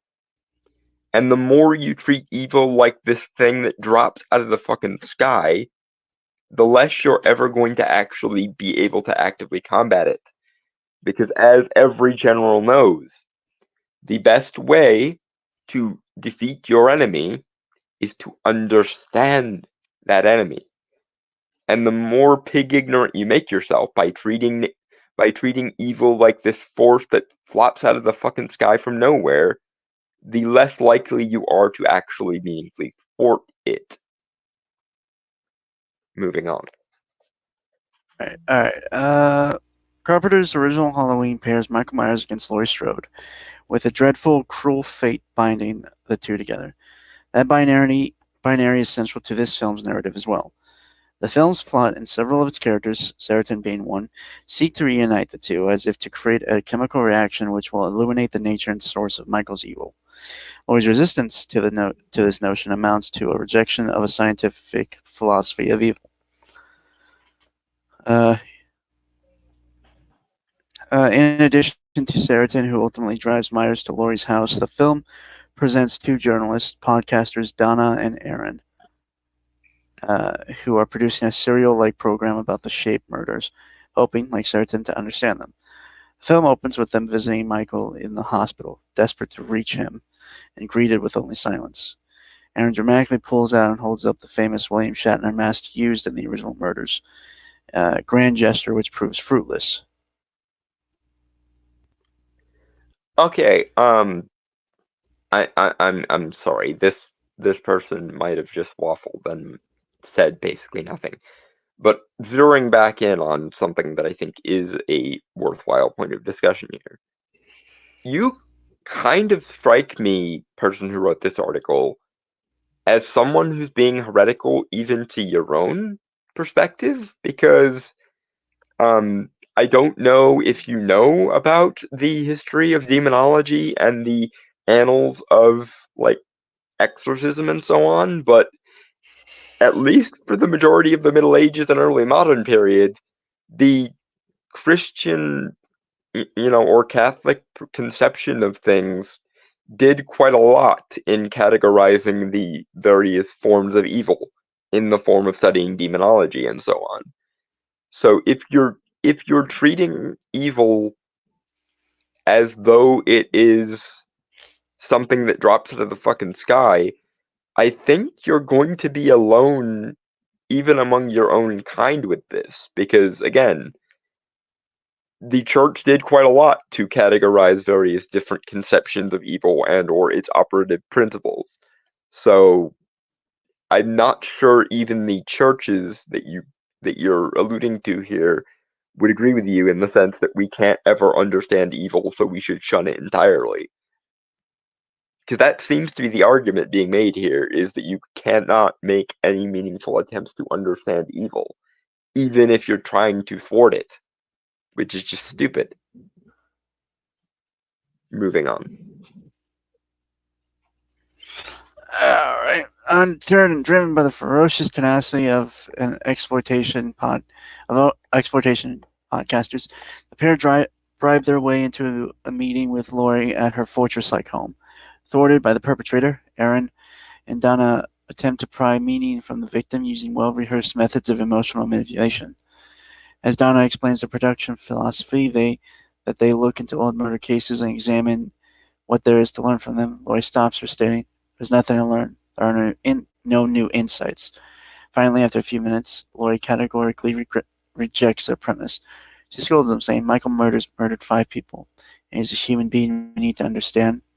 When Aaron requests that she accompany them and visit Michael, she promptly ends the interview, leaving them as empty-handed as Michael did. I mean, I'm sorry, but in this instance, Laurie is in the wrong here. Because I understand why she is so closed off. She's closed off because this fucking traumatized her. Who wouldn't be traumatized by this? But that doesn't make her objectively correct. And the article that we're reading seems to be on Laurie's side of this issue, which is there's no point in understanding evil. There's nothing to be gained from understanding people or things that are evil. And there's no such thing as qualitative rather than moral virtues to be had, which again, maybe this is just me and my own epistemology clashing with the person who wrote the article, but this is a dangerously stupid position to take, of just destroy anything that looks evil without even having a meaningful definition of it to go off of. This is bizarrely anti-intellectual in a way that I don't even think the church would co-sign, because again, the church had demonology and exorcism specialists for thousands of years. So they very much did want to understand how evil works, if for no other reason than to combat it effectively. Treating evil almost like a non-entity, like it's a zero, like there's nothing of content in evil, is just frankly stupid. Moving on. Alright, through its dueling nemeses, the film continually frustrates those looking for a definitive why to the problem of evil. Michael Myers is best understood as a natural evil, akin to a hurricane or earthquake, or better still, a Leviathan from the Book of Job, which God describes Job as beyond the most basic understanding of humans, who can uncover its outer covering, who can penetrate to the inside of its armor, who can open the doors to its mouth. Its teeth all around are fearsome. Job 41, verses 13 to 14, New English Translation. The terror of Michael Myers lies not only in his destructive capacity, but also in how he frustrates our desire for reason. Here, this film is a direct repudiation, Repudiation, I think. repudiation to Rob Zombie's 2007 remake, which laboriously constructed an explanatory backstory and rationale for Michael Myers. Dr. Saratin dies at Michael's hand, or his foot more precisely. His last words, a plea for Michael to say something, goes unheeded. No one can open the doors of Michael Myers' mouth. Okay, and this is what... Okay, first of all, I was right. This is where you're going with this. You literally are comparing a human being, at least in theory, to a naturalistic evil. Which might be true in the sense that Michael Myers is supposed to be essentially an empty void in this circumstance. My issue is, why would you fixate on a slasher like Michael Myers when there are better examples, even within your own theology, of movies that you could have had to describe as a naturalistic or supernaturalistic evil? Like, I'm trying to make sense of this even from within this person's own framework, and it's baffling me. Because if I were a religious person in like Christian way, and I were trying to make an example of naturalistic or supernaturalistic evil, I probably would have gone with something like The Exorcist or Nefarious from, I think, around this same time. No, Nefarious was last year. But point being, there are better movies that actually fixate on evil as this sort of unknowable preternaturalistic bullshit than Michael Myers, and I'm confused.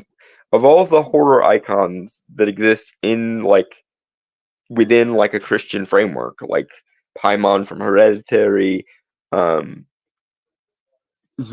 or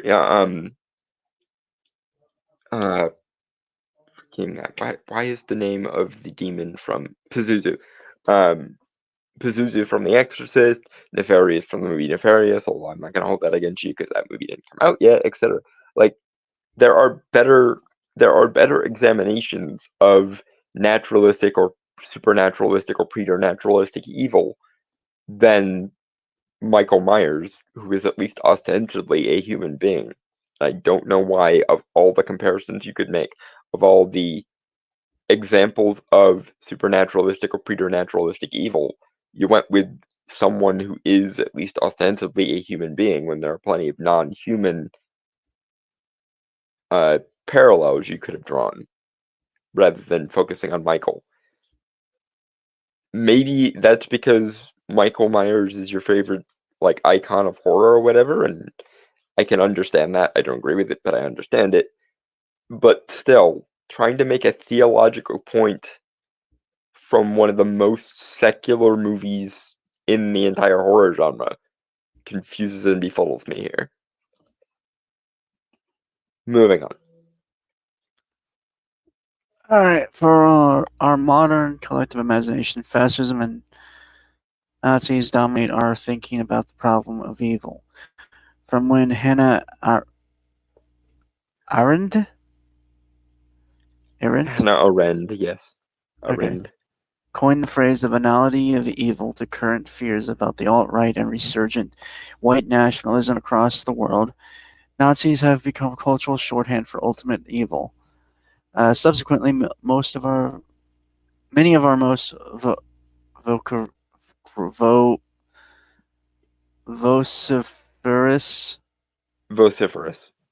vociferous political debates spring from questions about the nature of this evil. It's okay to punch a Nazi is fundamentally a question for theodicy. Okay, so just so we're clear, just so everyone watching at home can understand this person is somehow falling off of two edges at once, which I guess I should have gathered from the title, but this person is somehow trying to square the circle of being a religious fundamentalist fucknut and also being obsessed with the scaremongering of modern-day quote-unquote fascism. No wonder I'm having such a hard time understanding where this person is coming from. This person is literally doing both of the things that I despise at once, being a moralistic, religiously fundamentalist authoritarian, and also scaremongering because modern-day social justice concerned. Derp. Oh dear God. This is basically my equivalent of staring into the void of everything I despise. Oh dear. Moving on. All right. In the film, since Brexit and the election of Donald Trump, such questions have proliferated exponentially. So it should be of no surprise that the 2018 Halloween constructs its own journey into theodicy with images of Nazi horrors. And the film categorically argues that yes, it's fine to punch Nazis. In fact, it so forcibly asserts this position, the movie might well serve as an Antifa recruiting tool. Okay, I am so flummoxed by where this person's head is at. Because I can't tell if the movie is, or I can't tell if the article is on the side of the Antifa's asshats, or if this person is arguing for some kind of traditionalist contravention of that. Because it really feels like they're trying to have their cake and eat it too, somehow being both a religious fundamentalist type, the old school tradcon family values type, and also the person who's terrified of modern day Nazis, Antifa type. I genuinely am baffled by this person's point of view, because I can't tell where the religious moralistic authoritarian angle ends and where the academically or ideologically authoritarian a la social justice ends. Like, this person is somehow doing both at the same time, and it's giving me a headache to try to pretzelize my brain so that I can look through this person's eyes. Moving on.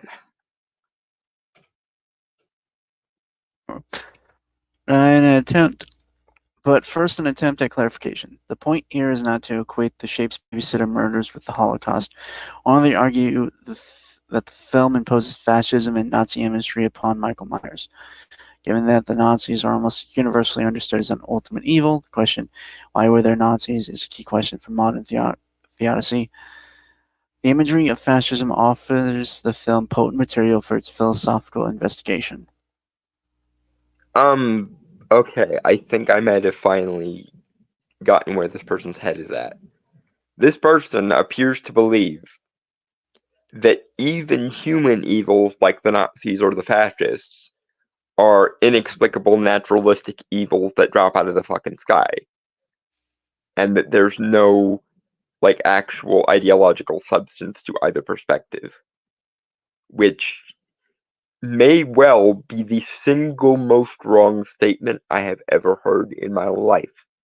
One, no, you shouldn't just punch Nazis for the sake of punching them. You should punch Nazis as and when they are Naziing, so to speak. I.e., you shouldn't punch Nazis for saying the stupid things they say. You should argue with the stupid things they say.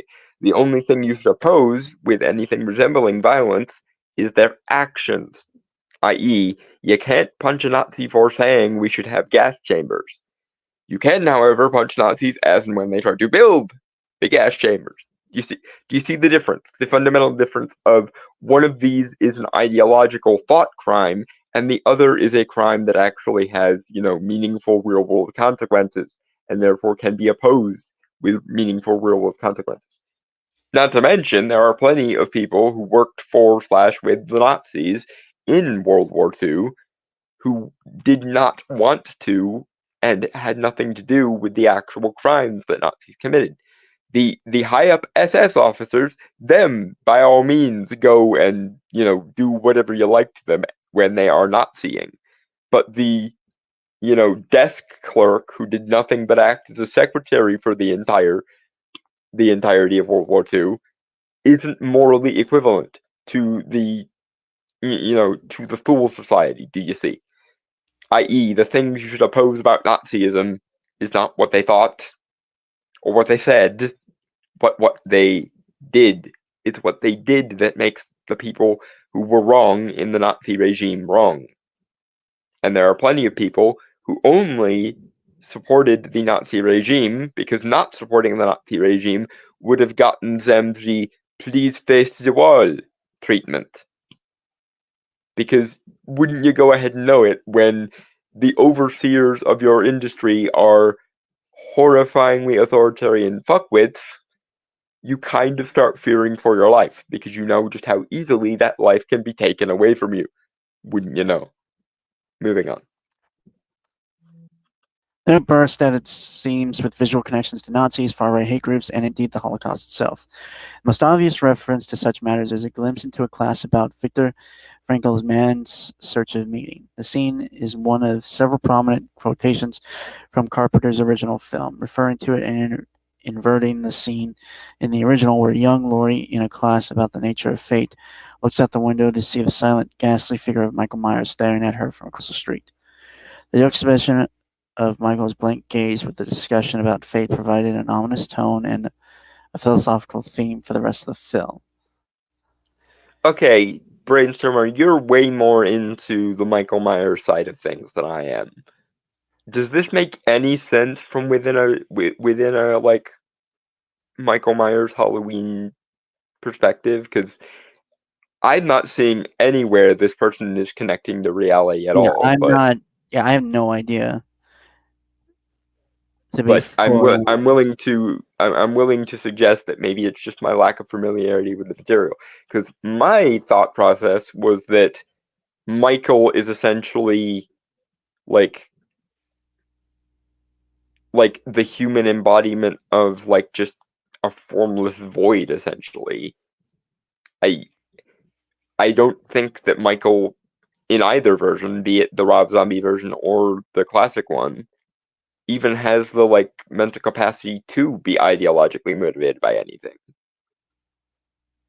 And I don't think John Carpenter was trying to make any sort of ideological connections to fascism, be it for or against, with the movie. I think he was, if anything, I think you could make an argument for maybe the sort of dark heart that's like underneath suburbia, like the Leave It to Beaver aesthetic, and how evil can hide around every corner or any corner. But that's about as much as I would say, like, quote unquote, thematically makes sense. And I still don't know what any of this has to do with theodicy specifically. First, the misunderstanding of the source material, then the throwing fascism or something on top of it, and then somehow tying that idea of fascism that you erroneously inserted back to religion somehow. I'm so confused. Yeah, I have no idea, man. I'm just reading this and I am so fucking confused as hell. Yeah, this might be the genuinely most confusing article we've ever read. Because normally there's only one layer of bullshit. Usually it's either the religious fundamentalist nonsense or the social justice nonsense. This one somehow seems to be doing both, and while doing both, not really having any relationship to the source material they're talking about. And I still am confused as to why, if you wanted to talk about naturalistic, like inexplicable drop from the ether evil, why wouldn't you go with one of the actually, like, ostensibly Christian themed ones, like most exorcism movies, for example? Anyway, moving on, just because I'm hoping that at some point this person will say something that will clue me in on where the fuck this is all going, but I remain very confused, like to an almost Lovecraftian degree. well- In this update, Laurie's granddaughter, Allison, listens to a lecture about Frankel's controversial memoir on the concentration camps. Off-screen, her teacher summarizes Frankel, saying, "Fate took a different course. I understand how someone who has nothing left in this world may still know bliss." At this moment, Allison looks out the window as her grandmother did before her and sees the broken Laurie, whose life has been devastated by the trauma of Michael Myers. Stepping into Michael's place in the scene, she bears the pain he inflicted. Furthermore, her ashen appearance serves to undermine the optimistic worldview presented in Frankel's famous yet controversial work. If that's related to anything, it's paralleling the fact that, like, Allison views Laurie almost as an inevitable fate for herself, I think. And again, Michael Myers' Halloween is not my bailiwick, but as I understood it, there's no, like, fascist or anti-fascist content to this at all. And even if there were, how in the fuck anyone would tie that back to religion is also baffling to a boggling degree.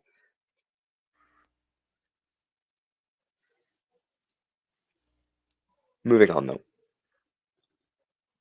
Hoping that at some point something she says, something the author says will make sense. He. Anyway. It's dude. Yeah, but moving on. Something the author says will hopefully at some point make sense. It hasn't yet, but hopefully. Don't. The quote the teacher reads out of context is also a partial one.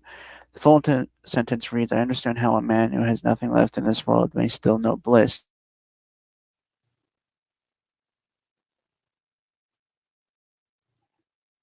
Uh-huh. And? Or did we lose Brainstormer?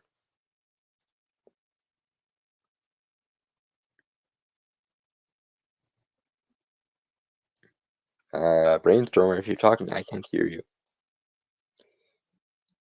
Your computer seems to have flipped its shit as per usual.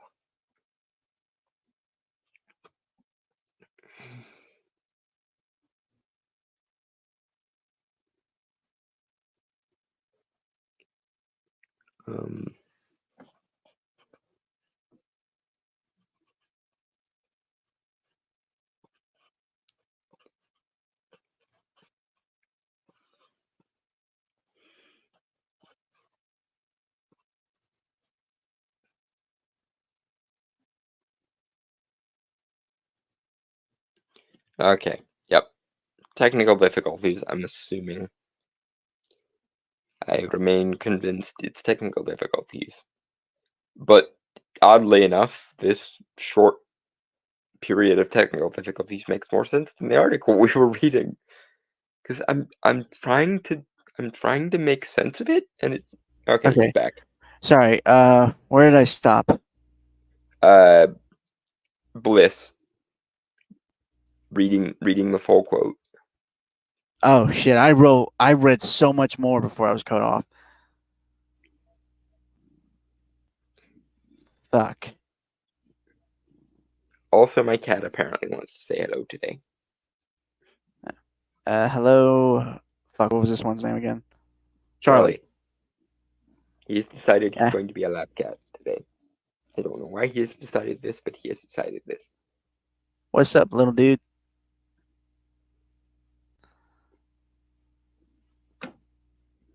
What? Oh, is he a tiger? decide- Is he a tiger kid? Yeah, little yellow. He's a Oh, little yellow tiger. He's cute. I had one of those. I called him Lucius. That is a kick-ass name, by the way. That was my grandmother's cat. He was good. Hmm. Loyal like a dog.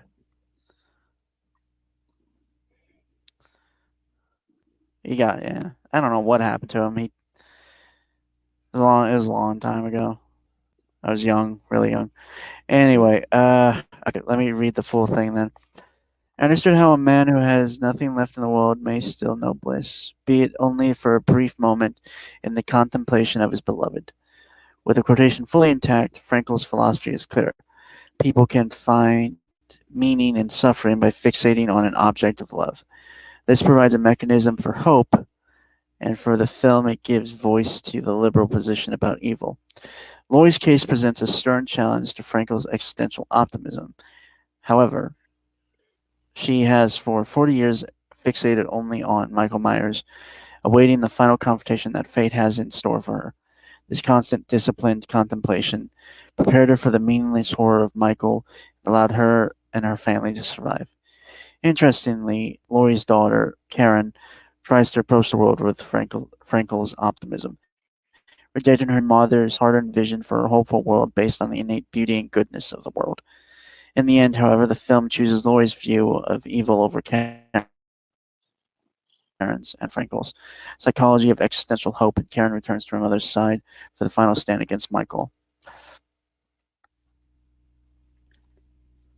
I again wonder what in the honest fuck this has to do with either fascism or religion. And why on earth you keep insisting on treating very, obvious human forms of evil with naturalistic forms of evil. You do know that, humans do have agency and things.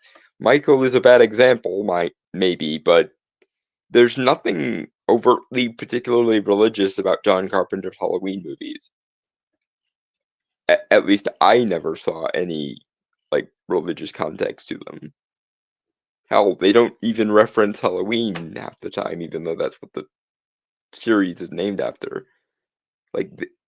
John Carpenter's Halloween movies might be the single most secular of all Halloween-oriented movies, period.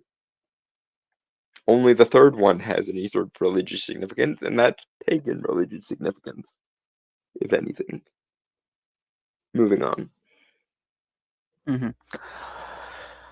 Laurie is in no uncertain terms a survivor, traumatized and hardened by her experience with the natural evil of Michael Myers.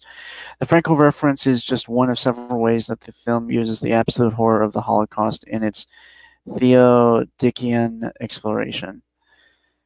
Some references are subtle, others overt. One of the more coded references takes place at the climax of the film's opening scene, as Aaron, in a vain attempt at reaching Michael's humanity, holds up his old killing mask. He stands with his right arm raised, invoking the Nazi salute. This shot sets the tone for the fascist motif the film employs. Motherfucker, that is goddamn reach so fucking hard. Yeah, the Roman salute existed long, long before anything to do with the evil German mustache man. And even if it were a reference to evil German mustache man that we can't say because YouTube, in what context is that shown in the movie? Because I've seen the movie in question, and that was almost entirely a one-off thing.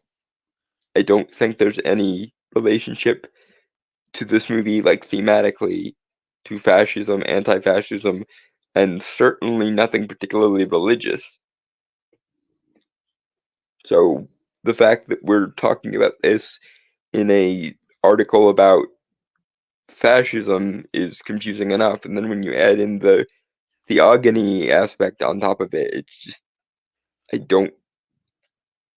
just what in all the fucks is the point? And you've not even substantiated any references to the problem of evil apart from just mentioning them.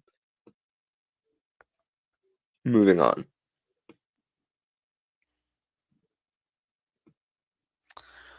All right. After Michael's escape from the prison transfer bus, we see a more chilling image of Nazi horror. Just before Donna is murdered in a bathroom stall, Michael, having just brutally killed 2 employees of the gas station, drops a handful of human teeth onto the floor at her feet. Some of the most nightmarish images of the Holocaust involve piles of such human remains: teeth, shoes, hair, etc. The horrifying, efficient machinery of death that the Nazis perfected left the waste of its human victims on display for history. Michael's delivery of cruelty to Donna is his only answer to her consuming curiosity about his motivation. His evil, like that of the Nazis, has no reason. What in the honest fuck are you saying? The Nazis were ideologically motivated. Like, there are books written on the topic of why they did what they did. Like, of all the stupid things you could possibly say about how backwards and stupid the Nazis were, you can't really say that they were inexplicable or unmotivated. Nazism wasn't this, like, mimetic virus that spread throughout Germany for no other reason than because reasons. The Nazis very specifically did things according to a version of, like, socialistic or neo-Hegelian ethics. Like, that is very much what they were trying to do. Hell, you could even maybe throw Helena Blavatsky under the rug a little bit and criticize her for inspiring at least some of their weird notions of, like, the Aryan, like, Atlantis race or whatever the fuck. But Nazis being unmotivated by ideological reason, that is a new and different perspective as far as I'm concerned. Because, I mean, we have it's very similar to the witch trial stuff from last week.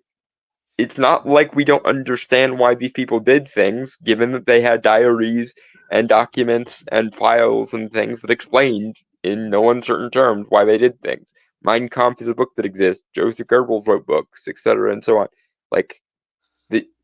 We do actually know the intellectual reasons why they did what they did.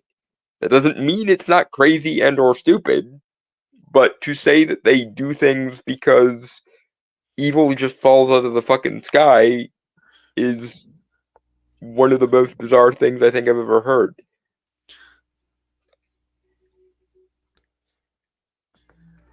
Moving on. All right. Later on, Michael's rampage through town, and in another quote from the original film, a teenage boy, Dave, is found pinned to a wall by Michael's butcher knife. Earlier that evening, he had bragged to his girlfriend about his new shoulder tattoo, which we finally see on his dead body. It is simply the date 10/31/18. And the tattoo he was so enthusiastic about becomes an ironic and tragic document of the day of his death. But more to the point of this analysis, a series of 6 numbers tattooed on a human arm invokes another key image from the Holocaust: the prisoner tattoos applied to the victims of Auschwitz. Okay, correct me if I'm wrong, that date is on his shoulder, right? Not his arm. Yeah. Yeah, so even if I were somehow looking for Nazi or fascist themes in this movie, which, again, I don't know where you're getting that, it's in the wrong place for it to actually be evocatory of that thing. Like, unless you have some information that I don't, where the director of this movie says he wanted it to have, like, Nazi symbolism or whatever the fuck, unless you have that, I'm gonna have to venture that you are reaching farther than the Marianas Trench, and it makes no logical sense. I am genuinely asking myself if the person who wrote this is even sane, because he started with something something something religion, and then branched into something something something fascism, and somehow in the intermediary said something about the problem of evil, and now they're saying that that a tattoo of a date on somebody's shoulder is meant to be a nod to a list of numbers that would usually be put on the forearm or the wrist. It, it, there's too many ideological pretzels in this fucking thing. I can't see straight to figure out where this person is where their head is even at, let alone how they're going this far wrong. Okay. Dr. Saratin's murder even evokes fascist imagery as Michael crushes his head with a single drop of his heavy black boots. This method of brutality is often associated with various skinhead or other white supremacist groups and was made famous by Edward Norton's character in American History X. The continued invocation of fascist and Nazi imagery is pervasive in the movie, I assume is what it means, and its use drives home the film's argument about absolute evil. Laurie is proven right about there being nothing to learn, and her life of paranoia turns out to be preparation for an encounter with a horror that transcends logic and enlightenment values. Hold on. Okay. There is no negotiation with this evil, only the necessity to exterminate it. Okay, couple of things. Even if that Nazi imagery is in there on purpose, which I still have absolutely no idea if you're pulling that completely out of your ass or not. Even if it was an intentional Nazi reference or some shit, that doesn't relate back to your previous bullshit about the problem of evil or theodicy or whatever the fuck, because the Nazis were a very human, very agentive evil. And it was motivated by very clearly outlined ideology.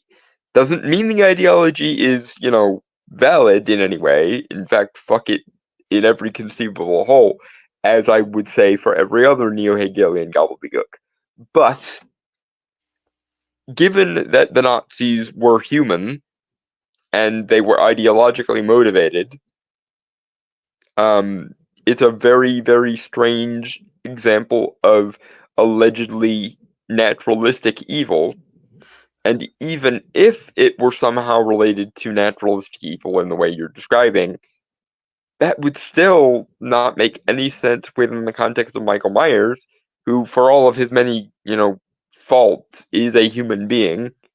And even if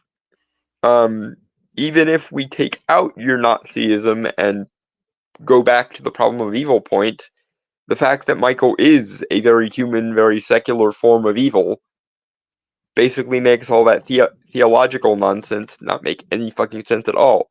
And I still wonder why in the actual fuck you have decided to zero in on the John Carpenter Halloween franchise rather than any of the explicitly supernatural exorcism movies you could have cited as a form of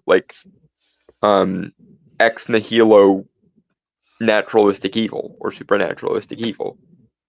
Every part of this analysis makes no sense and is internally inconsistent with itself on every vector. I am so fucking confused.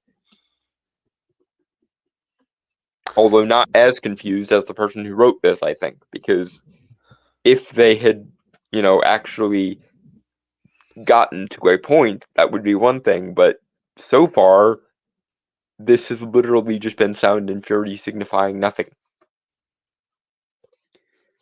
Moving on. Lloyd finally kills Michael and burns his body according to Dr. Loomis's wishes. And the fact that she does so by means of a gas-filled oven is one final reference to the Holocaust. This one, however, turns the tables on the face of fascist horror. Again, Okay. Sorry. go ahead. Sorry. No, please finish your thing. Again, Michael is not supposed to be symbolic of fascism or even an ideology because he's supposed to be a void of a human being. Like, there's no evidence that he has any sort of ideological propensities at all because Rob Zombie notwithstanding, we don't really understand what motivates Michael. But even if we did, it probably wouldn't be fascism because nothing about Michael's killing method or the alleged reasons why he does things relates to fascism. And even if you want to avoid the fascist comparison and go straight for the problem of evil thing that you were setting up earlier with the theognomy point and so on, like, this is one of the most secular of secular horror franchises. If you wanted to have a discussion about like preternaturalistic or supernaturalistic or naturalistic evil, you'd be better off reaching for something like The Exorcist or The Exorcism of Emily Rose, or maybe even Lovecraft if you weren't 100% like devoted to a Christian perspective. Like something like Lovecraft or Stephen King or Edgar Allan Poe is much better with the like naturalistic or supernaturalistic evil than the John Carpenter Halloween movies. And even then, that still leaves you with a up a creek without a paddle, so to speak, with regard to the whole fascist thing, because Michael isn't motivated by anything, as far as we know, or nothing that could be seen as a human motive. And the ideologies that begat fascism or Nazism were very, like, strictly adhered to ideologies. Nazism wasn't like some kind of virus that was just in the air for some reason. People believed in it because it was an ideology. Moving on.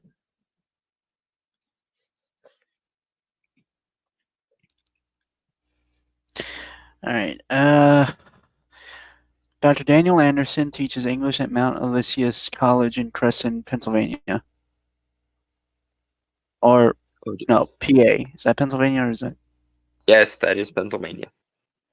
He received his PhD in English from Case Western Reserve University. He teaches a range of literature and film classes at the Mount, including classes on the Jewish American novel Flannery O'Connor, Shirley Jackson, Franz Kafka, the literature of Pittsburgh, and the classic horror film. He also produces and hosts the Sectarian Review podcast, which investigate art, pop culture, politics, and religion. The fact that this guy wrote a fucking article.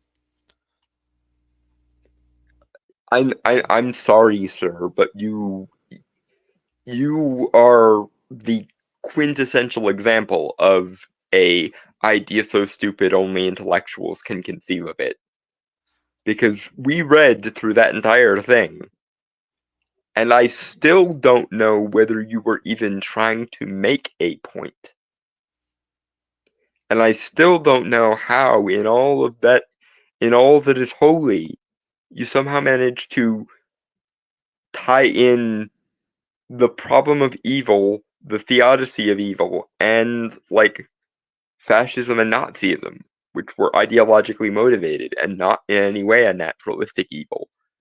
And moreover, even if I were willing to conceive of some kind of tie between those two things, the other thing you tried to make this article about, which is John Carpenter's Halloween movies,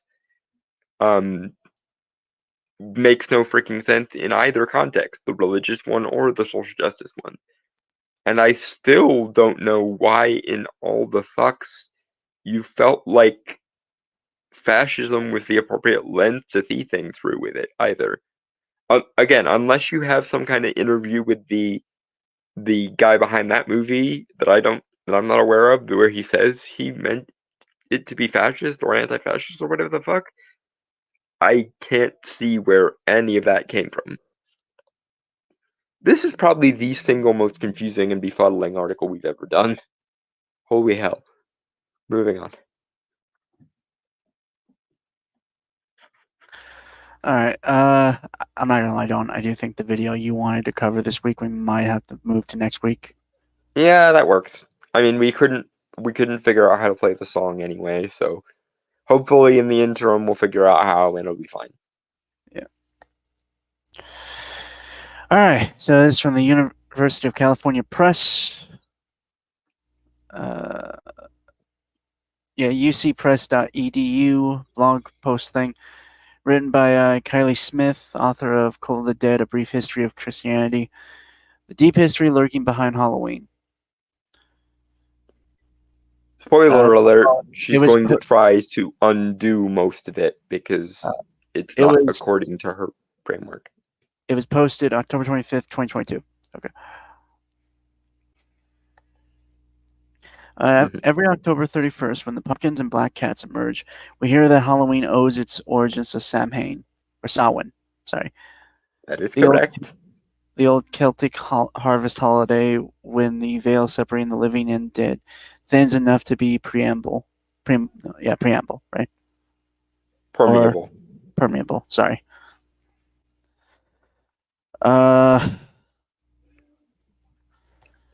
According to the story, for which the evidence is flimsy, medieval Christians dispatched the saints in defense, establishing November 1st as a day in honor and a way of mending the annual rift into the land of the dead.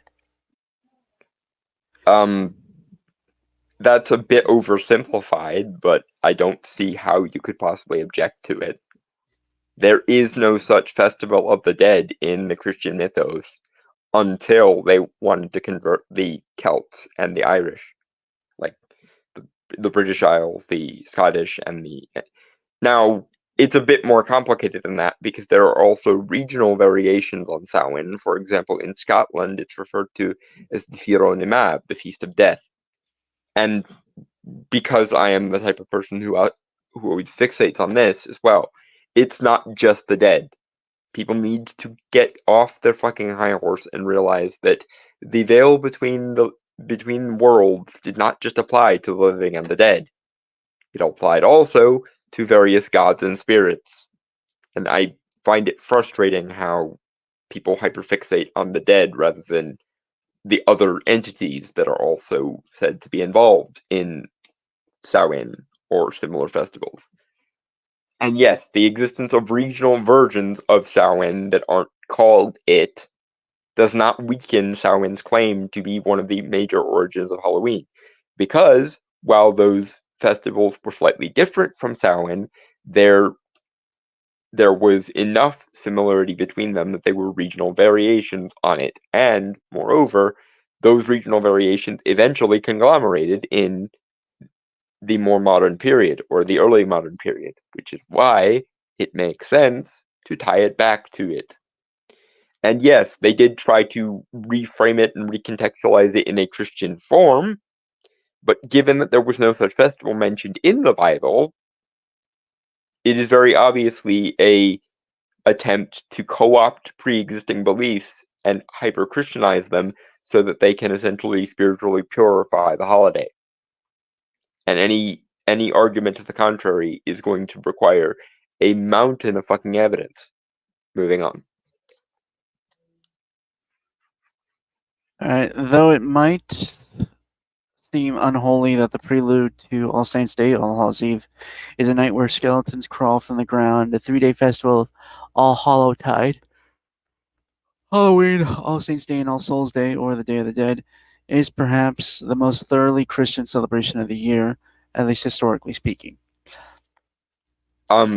First of all, you're gonna make some very angry Christians very, very mad by claiming that Halloween is more Christian than Christmas.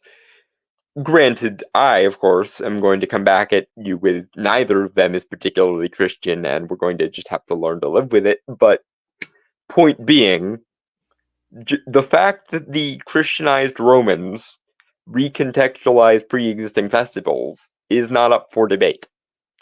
you can make an argument as to how much each regional variation of those festivals was related, and you can maybe even make the argument that not everything we currently associate with Samhain was directly associated with Samhain, and was more often associated with some of its regional subvariants. But the fact that the Romans, after converting to Christianity, then used a manipulation of the church's own calendar to help convert pre-existing religions to that religion is not up for debate. We don't have as direct a through line as they said in like the 80s and 90s maybe, but the through line is still very much there. There's just more facets and interconnections to it than there was before, which does not in any way invalidate the fact that Samhain deserves a lion's share of the credit. Moving on. All right. There's also 3 days through which a quick history of Christianity itself can be told. While it is true that a 9th century Pope, Gregory IV, changed the date of All Saints' Day to November 1st, it was not to thwart Samhain. The move simply enshrined what was already being observed as All Saints' Day in many parts of Europe. Beyond setting its date, Gregory also expanded the scope of the holiday to incorporate all the saints. The earlier version, on May 13th, had defined saints more narrowly. It was a day for all the martyrs who were killed for their faith. Okay, and again, just because it wasn't until Gregory IV that this got officiated doesn't mean that the attempts to thwart Samhain were not happening on the ground. Because we know they were, because we know most of the traditions that survive to modern day Halloween are only loosely Christian at best. And moreover, and this is the other thing, the original length of Samhain was more than just 3 days. Samhain lasted from mid-October to mid-November. And we know this because several other adjacent holidays, like Day of the los Muertos, Bonfire Night in England, the Devil's Night, etc., and so on, also Remembrance Day or Armistice Day, depending on how you want to put it.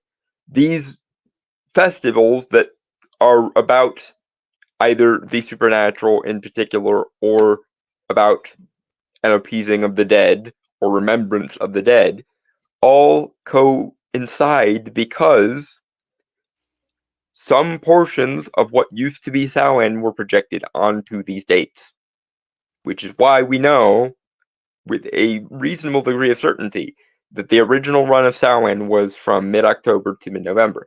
I'm fine with it expanding to those first 2 weeks of October as well, and no, I don't consider it ahistorical, because very often, especially in the polytheistic Roman calendar, entire months were squared away for the celebration of such things.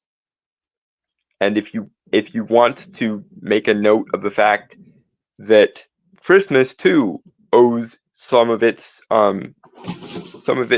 mechanics to this as well, because Saturnalia, the Roman festival which coincided with Christmas, was in many ways a continuation of the Roman festivals that coincided with what is now Halloween, because they've always been related to each other.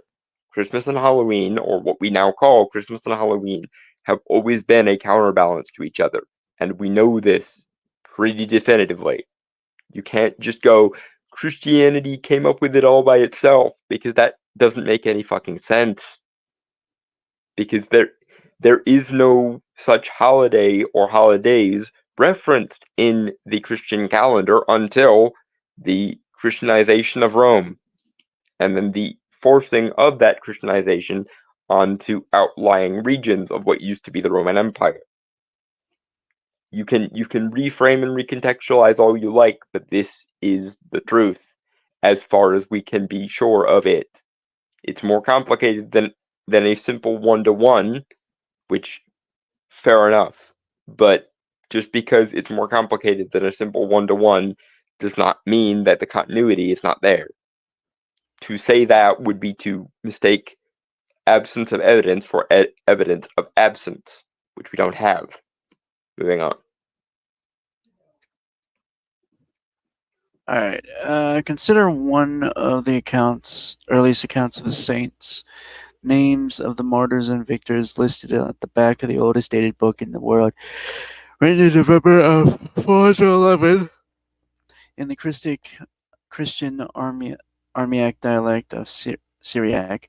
The saints' names are organized according to the calendar, listed the month and date on which each saint was killed, or as the scribe puts it, when each received their crown.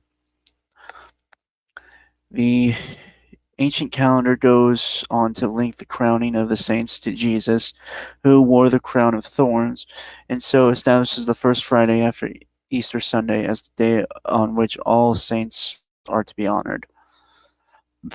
Yes, and it was moved because of a pre-existing festival not only of death, but of also land spirits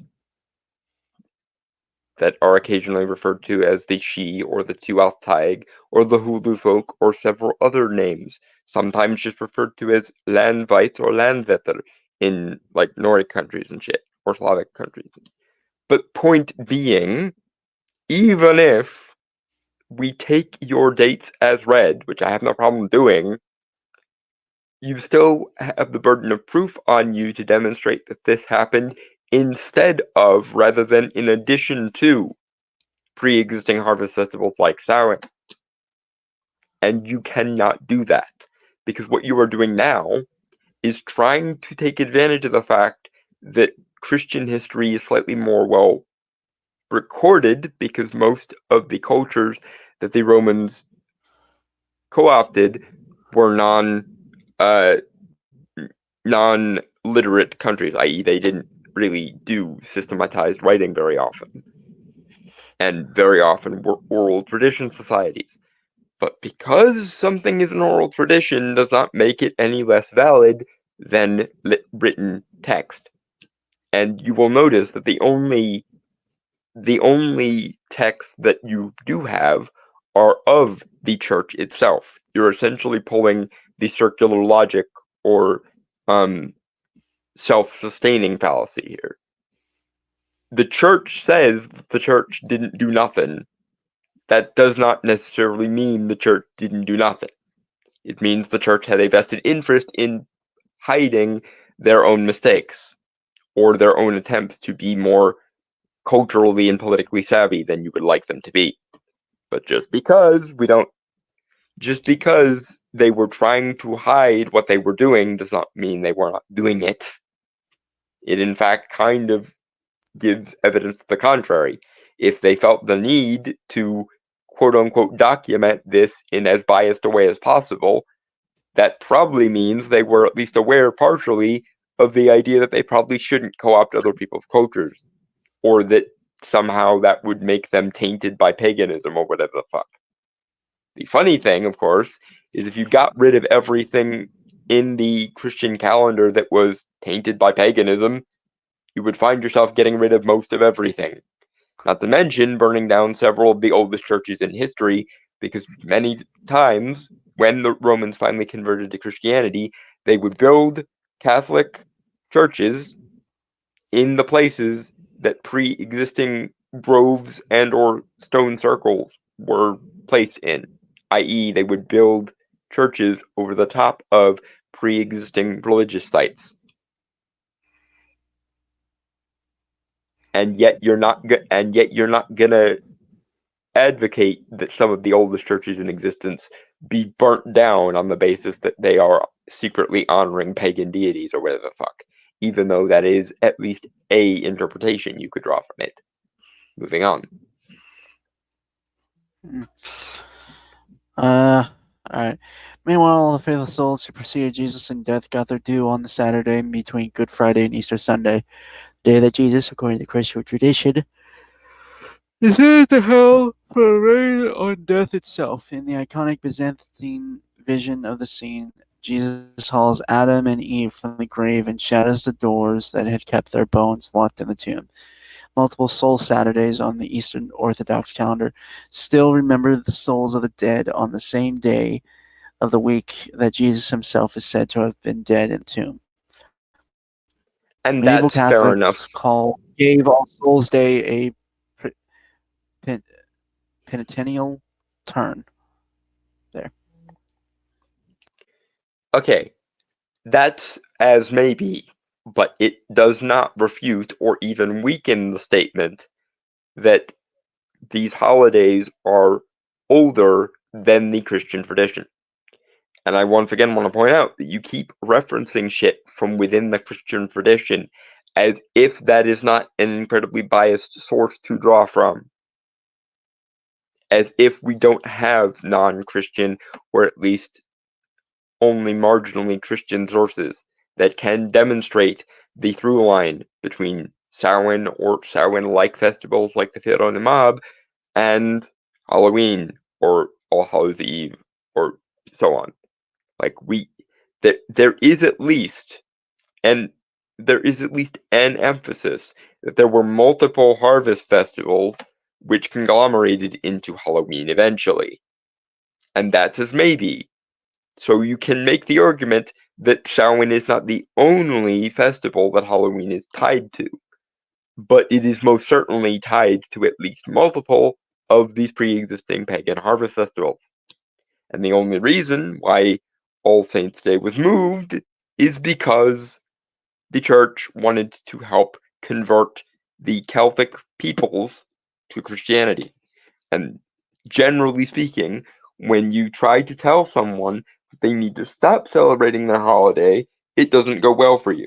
Whereas if you give them a new epistemology or rationale for it, they're at least willing to keep the new religion on the basis that at least we get to keep doing the thing we were always doing, just under a different label now. And it is an incredibly shrewd and probably pretty savvy thing for the Romanized Christians to do because, well, or Christianized Romans, I should say. It was probably pretty smart of them to do that, considering that if they hadn't done that, the Celts would have kept rebelling against them, as they had done for centuries before that. Because people don't like being told they need to abandon their current beliefs. Don't you know? Moving on.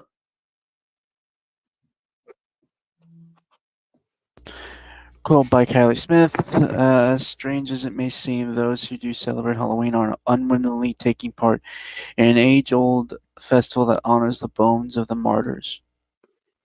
Yes, and the people who are honoring the bones of the martyrs are unintentionally taking part in a system that predated it by several thousand years. Just because the Christians did have a component in what we now call Halloween doesn't mean that they were the first component of it. We know by oral tradition, we know by actual archaeological site, and we know by the epistemological rationales of the pagan peoples of the time that while this belief was Christianized, it predates Christianity by a fucking long time. We especially know this because there are notes of non-Christian Romans making reference to Celtic festivals in this time period, long before even the Romans had converted to Christianity. And if you find yourself in a position where you have to either believe that the polytheistic Romans that predated this by several thousand years are lying, or you have to believe that the only reliable people historically were the church. And in either case, it is a stupid position to find yourself in. Because not only did the Celts also have pre-existing traditions that would eventually become Halloween, so did the polytheistic Romans. Motherfucker. Moving on. In the early 11th century, Odilo, the abbot of Cluny, dedicated a special day of prayer for all the not quite saints who had died after Jesus and were doomed to languish in purgatory until their sins were burned away and they were deemed sufficiently disinfected to proceed upward to heaven. In Dante's account of the purging, the proud stoop low with stones on their backs, the envious who look upon the things of others have their eyes sewn shut with wire, while the gluttonous are starved and the burning loins of the lustful are consumed in the flames. Odilo chose November 2nd as the date to remember all the poor souls in purgatory and to pray for their speedy ascent. His date was so widely adopted. Back to And again, oh, sorry. go ahead. No, it's another paragraph, so go ahead. Okay. And again, just because the Christians did a thing does not mean that they were the only ones to do that thing. And just because we have documentation of the church trying to co-opt these things does not disprove the fact that they co-opted them. Again, you seem to believe that only the church is in any way historically reliable in this way. And that is false. The church is a significant source of documentation of this time period, yes, but they are not the only ones. And even if they were the source of all the documentation from this time period, that doesn't prevent archaeological digging from displaying that these harvest festivals happened under various names, and it doesn't prevent the oral tradition from these various times. You might have an advantage over the oral traditions civilizations because they were oral traditions, but that doesn't mean that only documentation is reliable, and it certainly doesn't mean the church has an unbiased perspective on why they were appropriating these holidays. Because obviously the church has a pro-church bias. All you've done is talked about the Christian component of these holidays, but you have done absolutely nothing to refute the non-Christian precursors to these holidays that the Christians then Christianized. You're essentially saying because one era of something happened, therefore it is the only era that happened. And that is a stupid point. Yes, the Christianized period did happen, whereby they took all sorts of pre-existing folklore, religion, etc., and rebranded it. But that doesn't mean that that was not a rebranding, and it doesn't mean we don't have evidence of the time prior to the rebranding. I know you want that to be the case because you want the church to be the source of all good things. But it ain't so, my dear. People other than you had meaningful contributions to civilization, and by you, I mean your particular religion, or your particular culture, or perspective. Because shit is fucking complicated, and humans have been human for a jolly long time. Moving on.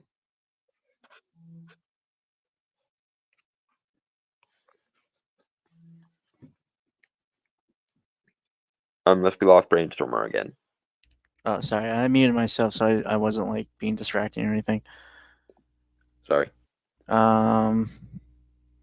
Okay, with back-to-back days at the head of November for all saints and souls, it is no coincidence that half a millennium later, Martin Luther, the reformer who rejected the Catholic cult of the saints and many beliefs about purgatory, nailed his 95 Theses to the door of All Saints Church in Wittenberg on Halloween in 1517. Though a number of mainline Protestant churches, including Lutherans, retain observances.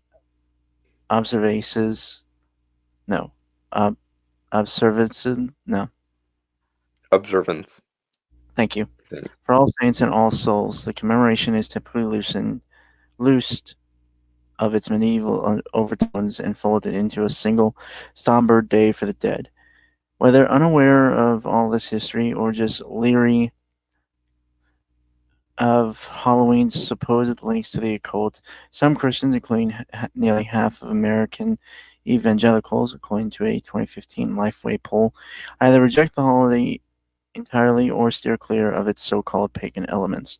Yet, strange as it may seem, those who do celebrate Halloween are unwittingly taking part in an age-old festival that honors the bones of the martyrs. And again, those people who are honoring the bones of the martyrs are also, just as inadvertently, taking part in a lineage that goes back to polytheistic times and various different polytheistic cultures, namely the Celts, the Slavic, the Norse, and even the Roman. Again, I realize that you want to fixate on the Christianized version of the Romans, if anything, but just because this period that you're alluding to happened doesn't mean that there was nothing that existed prior to it, or that there's no context around these events that give the polytheistic or pagan aspects of it credence, which there are. All you basically did was cherry pick Halloween's history there. Because here's the thing, I don't have to refute or dispute any of what you've just said. I just go back further than you. And you, for some reason, are unwilling or unable to go back that extra step further and point out the obviously historically accurate fact that Halloween, and Christmas for that matter, have pagan origins. And that those pagan origins probably predate back to an animistic origin further back than that. I'm not trying to stick a pagan flag into Halloween or Christmas or anything.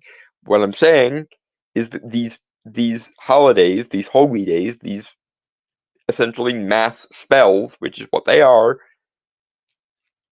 human universals that apply to just about everyone.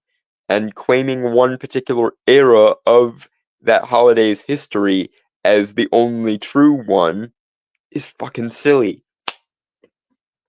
I imagine we will find more and more evidence of more and more varied and diverse holidays similar to this the further back we dig in the archaeological record, because, quite frankly, it wouldn't surprise me if the Neanderthals or other early hominids had some version of these festivals at some point.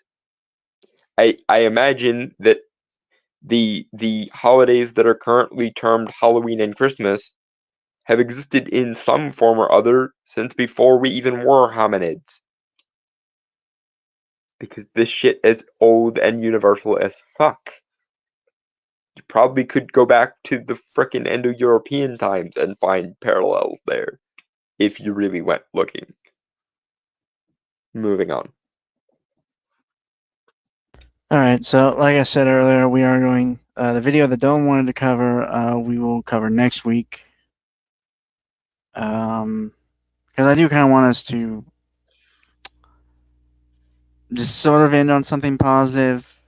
I guess it would kind of be positive. It's interesting because it actually does kind of fit with. It actually does fit with the articles here, with like the Christianized stuff. Yeah, it is a short horror film that I came across last year. It was a short film I came across last year around November, so after we had done October.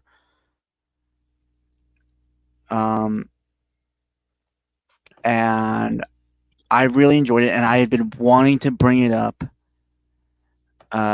for this October. Like, I had this in my back pocket the whole time. It is a short horror film on YouTube called Portrait of God. It's made by a YouTuber known as Dylan Clark. It is 7 minutes and 30 seconds. So I suppose without further ado, jack-o'-lanterns. Right. Give me one. Just let me enlarge the video, like full screen it. Yeah. And let me know if, because sometimes I forget to share the audio. So hold on. Let me turn that volume up. Quality, because for some reason it runs poorly if I try to go for 720. Let's try 480. All right. Jack-o'-lanterns, right? Yeah. Sorry, I don't know why I was thinking something else, but all right. Yeah, jack-o'-lanterns.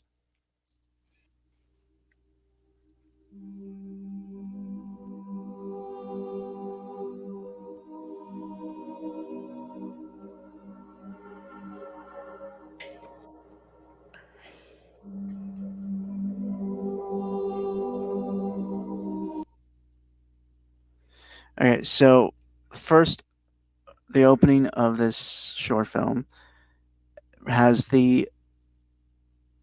Exodus chapter, no, is it? Yeah, chapter 33, verse 20 from the Bible, obviously. Trying to remember which verse that is. No man shall see me and live. Ah. Yeah. Also, music-wise, it's really good. Yeah. Like, it Also invokes, the obviously. Sorry. Also the audio is coming through fine. Okay, again, sometimes I have brain farts, so. Yeah, but no. Yeah, It's fine. but I'm sorry, I'm not going to try and gush over this, obviously, but I like the music that it has the eeriness of like classic horror, right? Mm-hmm. But it still feels like gospel, like, right? You know, like choir. Mm-hmm.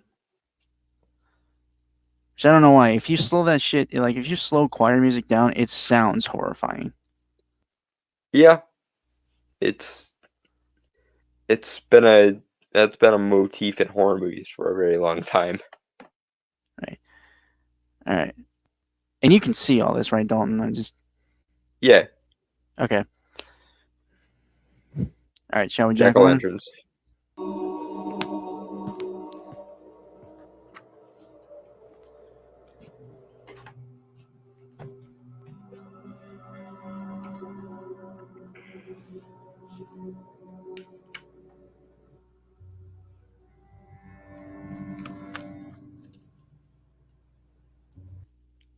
Again, it bugs me when I see so many creative people make these things on like basically no budget at all.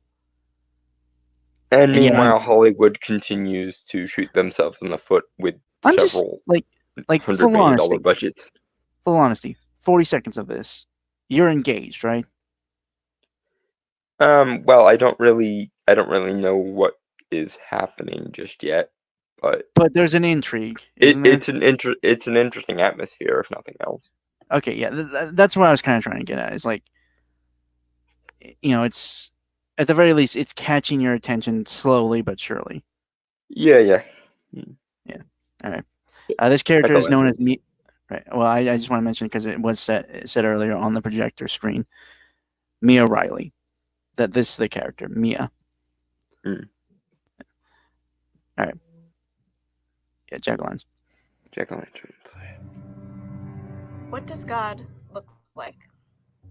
I'm going to show you a painting, or rather, a photograph of a painting. Just take a moment and stare at it. What do you see? If the answer is nothing, if it just looks black to you, don't worry, that's...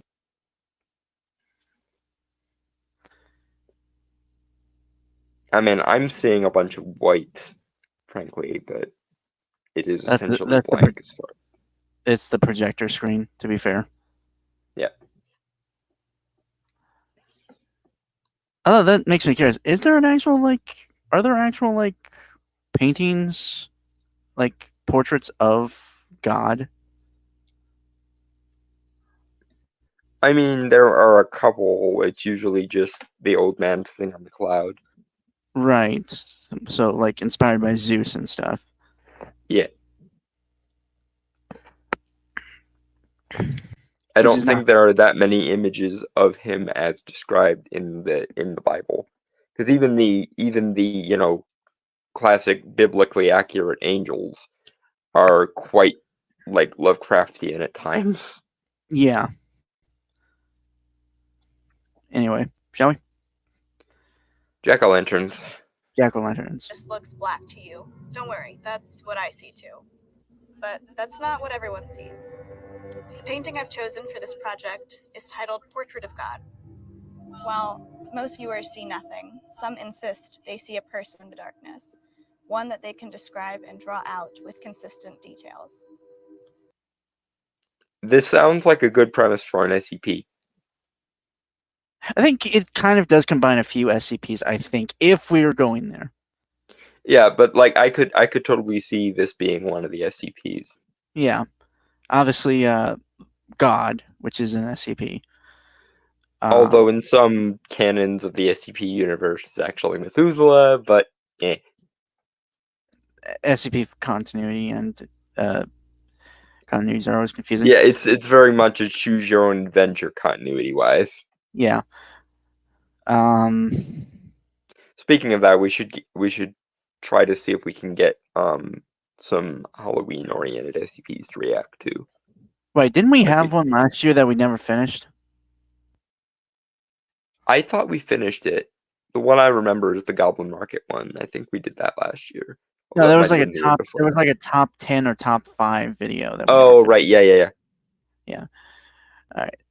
I think that's still in my watch later. Anyway, Jack-o'-lanterns? Jack-o'-lanterns. It's a man, or close to a man. Wrinkled, skinny. Really skinny. He looks skinny. He's smiling. He's grinning. He smiles down at us. Almost looks like the corners of his mouth got smudged. Well, he's wearing a mask. It's too wide. His eyes. Looking down with lots of... See, I will be fully honest. This part so far in this short film, that part gets me. Mm-hmm. Just Again, it really does seem like something that would be in an SCP file. Yeah, but it's just so chilling, kind of. You know? Yeah. Just because, like, everyone basically says the same thing. Granted, they're all different people, but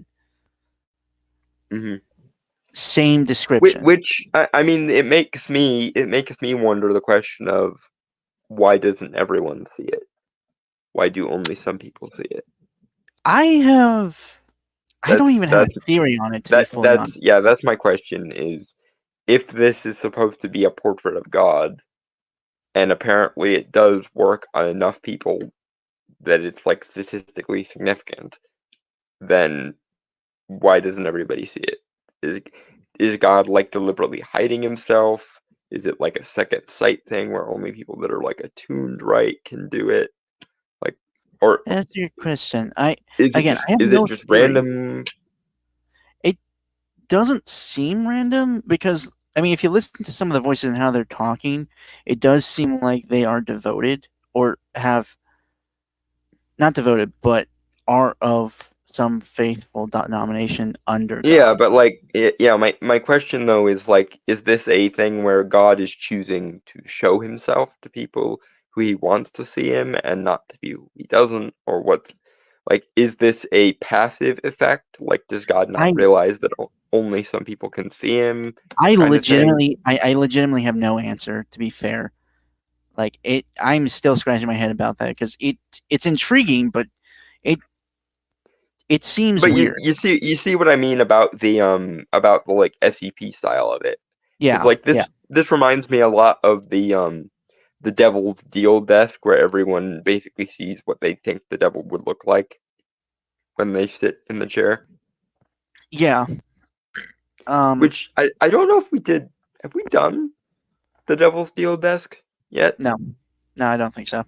I didn't think so either. I've watched that. We should do that one. I've watched that video, but I know what you're talking about. But I don't think we've done it. My favorite thing is my favorite thing is the part with the lawyer, because that would totally be me. Mm-hmm. Also, just because I don't think it wasn't I didn't point this out earlier, but she is wearing a cross necklace. So she is of a faith, of denomination. Right, and she said she doesn't see it, which leads us back to the series of unanswered questions: who can and can't see it? Is Is it God choosing to hide himself, or is it a passive effect that God doesn't realize he doesn't show up to everybody? Is there some other variable that makes them likely to see or whatnot? Yeah, that's a good question. Shall we watch and find out? Jack-o'-lanterns. Jack-o'-lanterns. Eyes are big. They're big. They've got this glint in them. This speckle of light to them. Honestly, it's unsettling. Of course it's frightening. That kind of power should be. I don't like looking at it. I don't like it. It's beautiful. Okay, again, if that ain't fucking terrifying. Yeah, I'm trying to see where the premise is actually going here, because it's doing that thing where it raises a bunch of interesting questions, and I'm curious what will happen now. Mhm. Ooh. I wonder if you know. I don't know if you can see this, Dalton, but to the left of her, yeah, left, there are two glowing small pupils in the dark.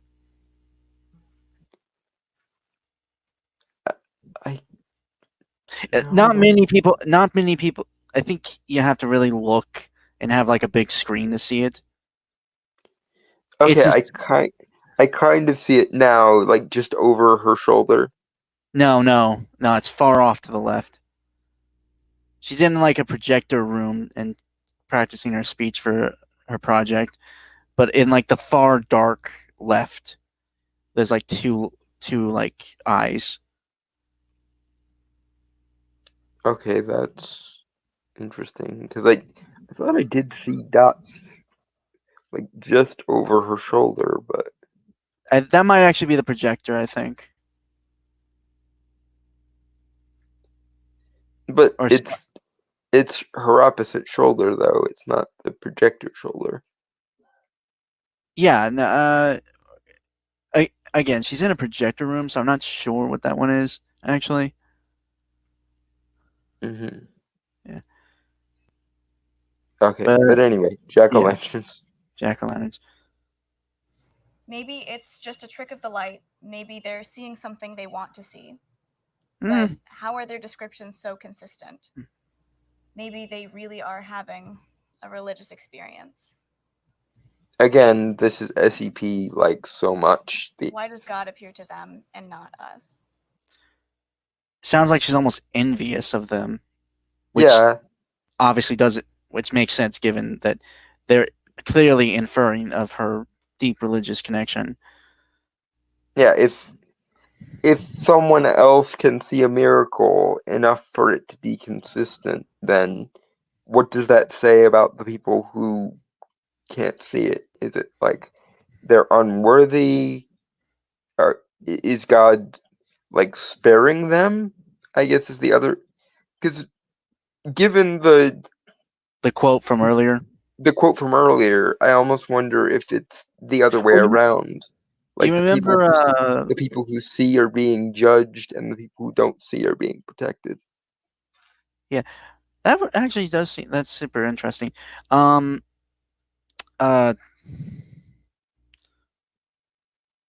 Fuck, I had something, but give me a second. Sorry. Because that's the other thing. We don't know whether it's good to see or not. I think. Well, I okay, think remember? Okay, right. What I was gonna bring up was the example. What was I can't remember the lady's name, but God was it Sodom and Gomorrah? God raised Sodom and Gomorrah, and he Lot's said, wife. yeah, he said, no one look back, but And she did, and pillar of salt ensued. yeah. Yeah. And given like what was said a few times, like the woman who was like talking like almost Enraptured.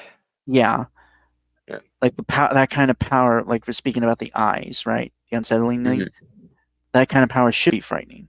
Which I mean, creator of all things. So Well, and it honestly kind of reminds me of how these Sandman books depict Dream as having like stars in his eyes. So I bet you love that reference, huh? I mean, but this is the interesting thing. Like, intuitively, we as the audience might think automatically that those who see it are fortunate to see it, but based on the Exodus quote from earlier, I almost wonder if it's the other way around. If God is somehow punishing these people by showing himself to them and Yeah. sparing Although, I the mean, people some of the people. who don't see it. Yeah, I mean, one of the guys in there sounded completely fine, like average guy, while the others seemed either completely disturbed, almost psychotically obsessed. So that makes me Yeah. curious. This also reminds me of, speaking of SCPs, the Teenage Cthulhu one, where he hates that like he passively has a like psychotropic effect on people. It almost kind of has those vibes. Right. Anyway, shall we jack-o'-lanterns? We shall. Jack-o'-lantern.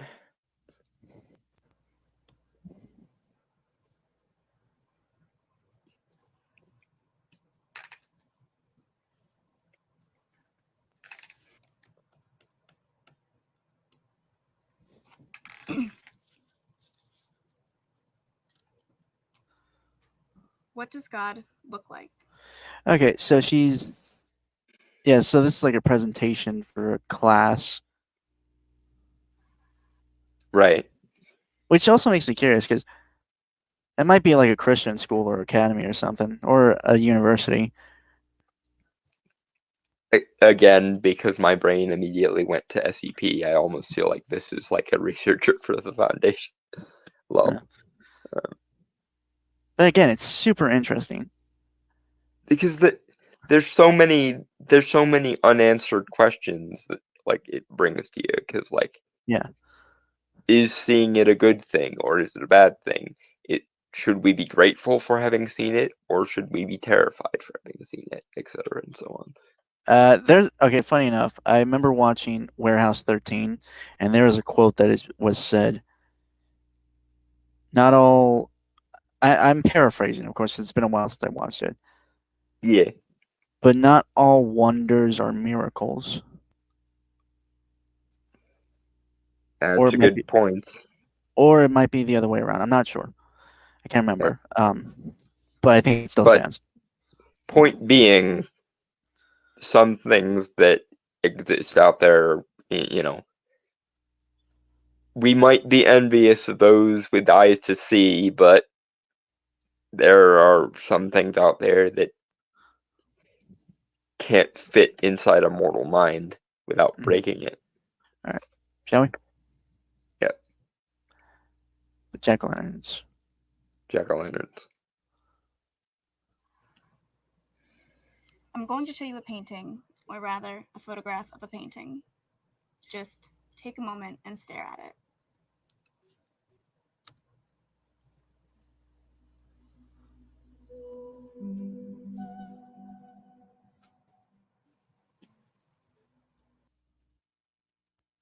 So she's using like a timer because it's a presentation. You got to be quick and efficient with it.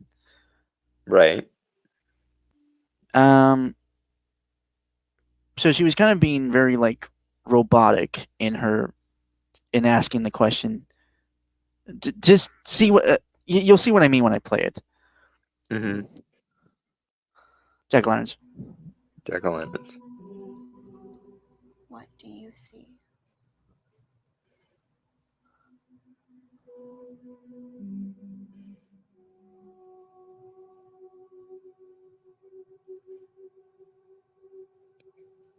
I still don't see anything. I'm not sure if I'm supposed to or not.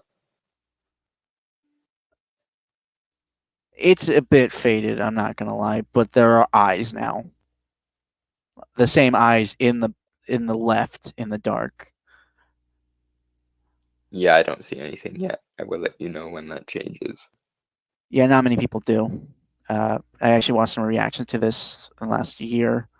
Not many, but there were people who reacted to this, and Right. again, Which I think it's an interesting choice to portray it in such a way that yeah. some of the audience literally can't see it. But did you notice how different when she asked the question of "What do you see?" from the first time? Mm-hmm. It was more quieter, more personal. Mm-hmm. So, and now she's starting to see it, which I think is what is being indicated here. Okay. Well, I am as yet unable to see it. Well, you're a godless heathen, so Excuse me, I'm a polytheist. I have more gods than you. well, again, I'm speaking as someone who is in the Christian, like, Yeah, I know. I got the joke, but that's why I responded whether I responded with. yeah, Anyway, no, that's fair. That's fair. Jack Lantern. Also, the music is outstanding. Like, Yeah, it's and again, this I wish if there's ever a like SCP show, this kind of is how I would do each artifact. Anthology Rise, right? Yeah. All right, shall we, Jacqueline? Jack-o'-lanterns.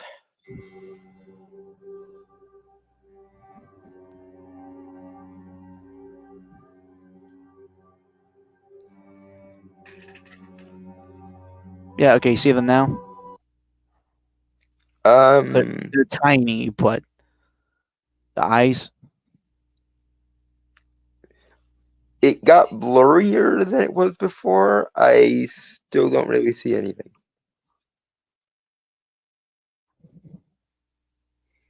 Huh.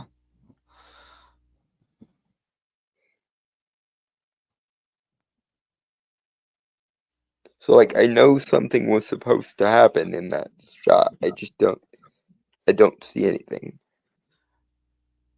Do you wipe your phone screen? Like, clean it? Rarely. Why? Do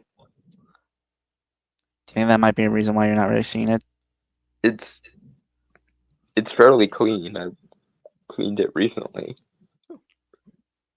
But So okay. I don't know. It could also be the light. I mean, you do have that light in your room, right? Yeah. So I'm not saying I'm not obviously saying turn it off. I'm just Right. Again, it's subtle. I'll be fully honest. It's a subtle effect they're doing, so that also could be a reason why. Yeah, I don't see anything. Which again, it's interesting from like an immersion perspective how they did that, because they did it in such a way that the painting actually is supposed to operate the way it operates. I can see them. So it's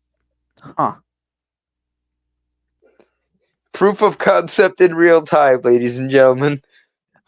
All right, shall we? Yep. Jack-o'-lanterns. Jack-o'-lanterns.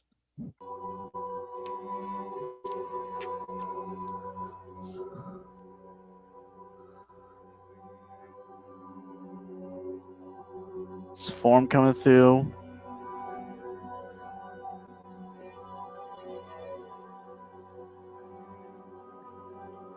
Okay, there we go. Now I can see something. Yeah, I think because it's all in black, it's supposed to be like obscured, which again I think adds a little credence to your theory about God not wanting to be seen.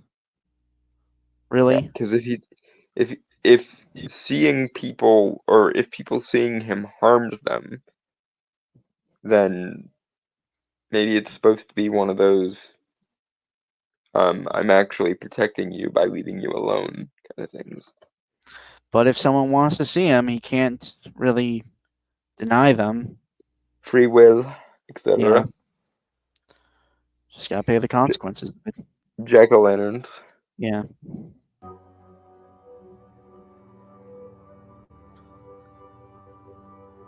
Oh boy. And now I'm back to not seeing anything.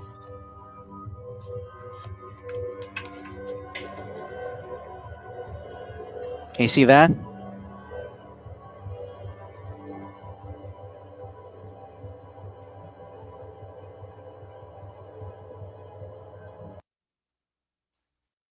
Could you see the figure still being there even though the projection screen was disappearing? I don't. I saw it go black, but I didn't see any. Like for a second there, I thought I could see a shadow, but Yeah, there's something still there even though the projector and the screen are gone. yeah. Now I'm back to not seeing anything but darkness and her You have silhouette bad in eyes. front of it. Matt. I realized just as I said it, that's an oxymoron. Uh-huh. Please note the optic nerve damage.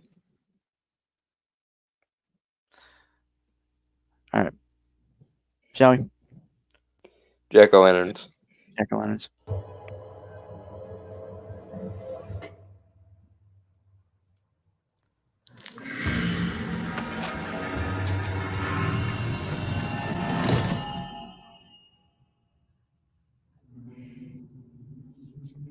Can I run from God?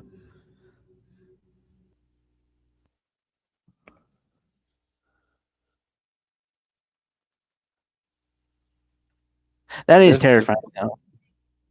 Right? Mhm. You try to run from something and immediately you're in another place. Yeah.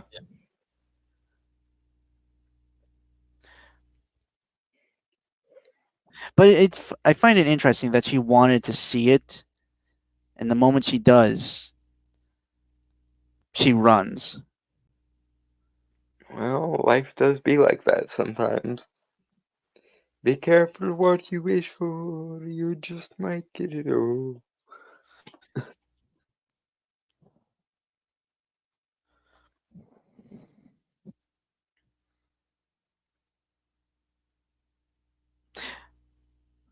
All right, shall we? Jack-o'-lanterns. Jack-o'-lanterns.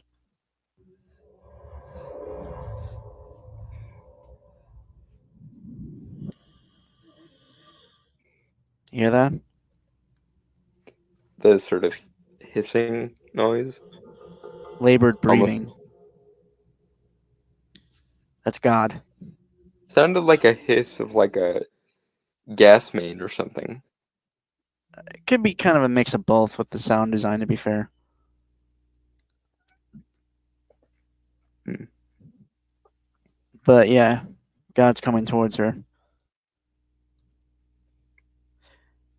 And it does strike me as interesting that it's in. Okay, because usually with God, you would associate a place of light, but here it's darkness. With Mhm. and I know you probably can't see it, but his eyes are glowing, right? The tiny speckles of light. Yeah, I see nothing. Yeah. It's just a black screen at the moment for me. Which again, I kind of like that they managed to pull this off. I don't know if it's intentional that only some people are supposed to be able to see it or not. But the idea of them actually translating that idea into real life kind of is it's like that one image with the blue and yellow dress thing. I've never seen that. That meme might have been before your time. There's an image of a dress, and some people say it's a white and gold dress, and some people say it's a blue dress. I'll have to see if I can find it for you. I'm looking it up right now because I'm curious.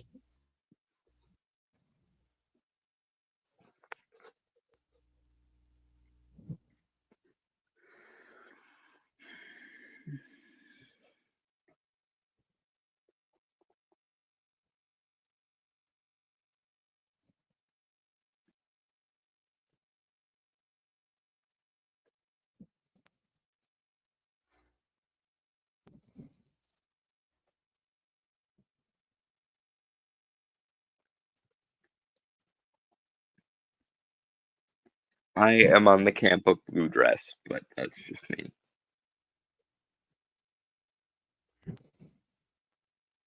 I mean, I'm not.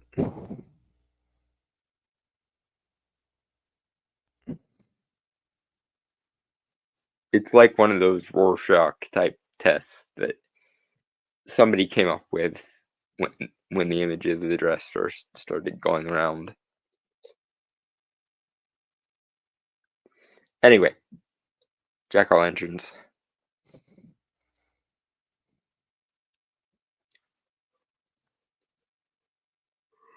All right. Jack-o'-lanterns.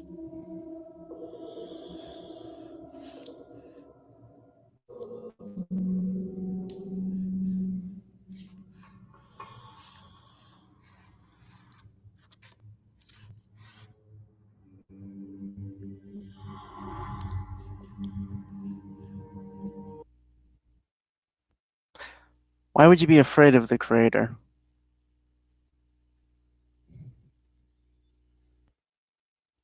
Because if we're going by the Old Testament, dude has some mood swing issues. Okay, but let's assume because this seems to take place in modern day, it would be the New Testament God. He still has his moments of Fair. not exactly being the most benign of entities. Fair enough. I'm just saying, like, you wanted to meet God, you're meeting God, and yet you are terrified. Well, I mean, having a healthy respect, and you don't fear something if you don't respect it. I mean, the first time an angel shows up in the Old Testament, it first says, "Be not afraid." The Mhm. reason being is because its visage is quite quite terrifying and Lovecraftian in those terms. I can't imagine God is any less terrifying in that perspective. Fair enough. Shall we? Jack-o'-lanterns. Jack-o'-lanterns.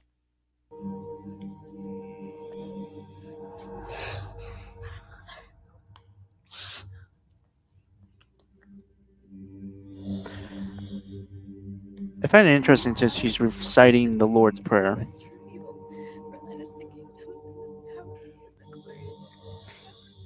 You know, Yeah, because that's not well, okay. yeah. My thing is like she's reciting the Lord's Prayer, which is obviously supposed to be like a protection prayer. Mhm. In this instance, though, it's probably not helping because it's probably bringing her closer to him. Yeah. Which is probably the last thing she wants right now. And to be fair, I read some of the comments on this video. So this is not my original thing I was mentioning that I'm going to say. Someone who wrote it before. Uh-huh. But someone had stated that demons appear beautiful to lure you in, to hide the monster inside, right? I mean, in theory, sure.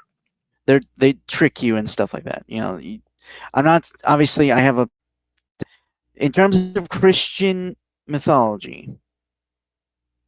That's how demons are supposed to act. Usually. That's usually the rationale they give. Yes, even though Yeah. actual demonology is slightly different because, well, Just humor me for this moment, okay? okay. But with actual depiction, with biblically accurate angels and stuff like that, they are what you said earlier was horrifying or Lovecraftian. Yeah. But you're supposed to see the beauty, the light, the good underneath that. You're not supposed to judge the outside of it. I mean, I've never heard that argument be made, but okay, sure, for the sake of argument. For this video, it's what I'm getting at. God and like the angels and stuff look horrifying because you're supposed to see beyond that. You're supposed to, not judge a book by its cover. Basically, is the whole thing I'm saying. I mean, that seems like playing communication on hard mode. Because if you operate like that, then that gives your opposition way too much leeway to do basically whatever they want. If you know certain things are going to be pleasing to the people you're trying to communicate with, and yet you choose not to be visually appealing to them, Hey, Dalton. that gives your opposition a little bit too much leeway to do Dalton. what you want, essentially. When has, I say this as a Christian, when has God ever been straightforward? Okay, but that's my point. You're unnecessarily, like, you allegedly want a relationship with these people that you made, and yet you didn't make them in such a way that they can, like, conceive of you, and you appear to, Well, okay, like, to be be fair, communicating on hard mode for no particular reason.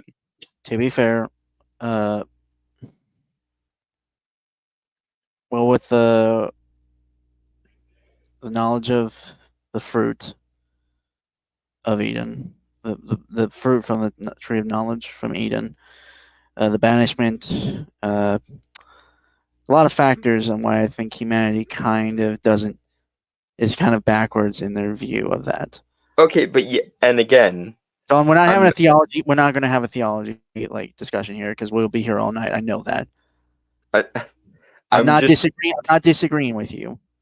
I agree. I was just posing that with how this film has portrayed the things here.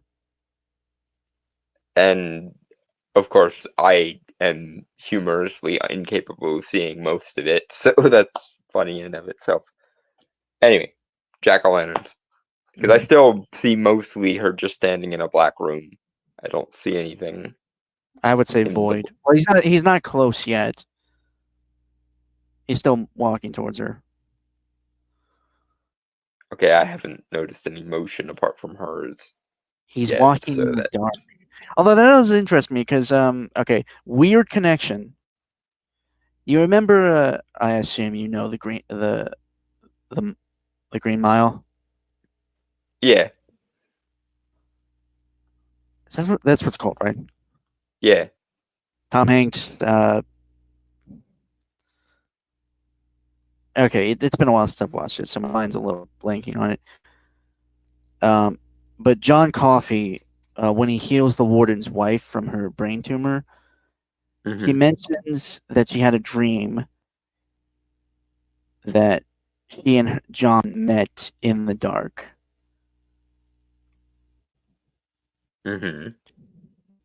Just a weird connection I found there. It's just like, because this is and some people that, you know, I don't know if you know the theory of John being an angel that was sent to heaven, not heaven, but Earth. Yeah, I've heard that rendition. Yeah.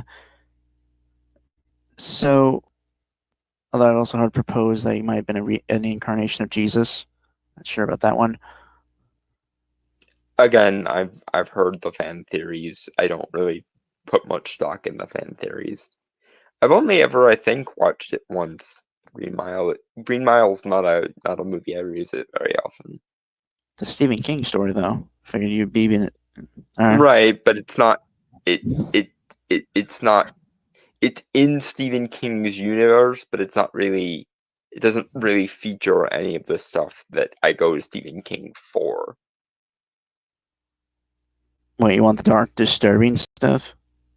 No, the actually supernatural stuff, like his, wandering trickster immortals and okay, or on the good side, like Return and the other cosmic entities on the good side of it. Like, it's the same way where, like, if you know Stephen King's universe pretty well, you know that the Shawshank Redemption also exists in the Stephen King multiverse. But apart from the fact that that prison is called Shawshank, there's no Stephen King isms in it. But I guess I was bringing that up because in a way you can make, in a way there's a thing of like saying, or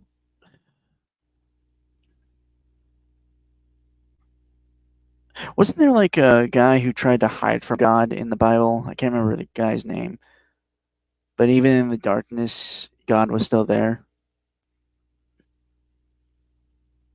I'm trying to remember what you're referring to, and it's not coming to me. I know there's a story about that. I just don't remember what it's called. Again, I never paid much attention in like religious ed.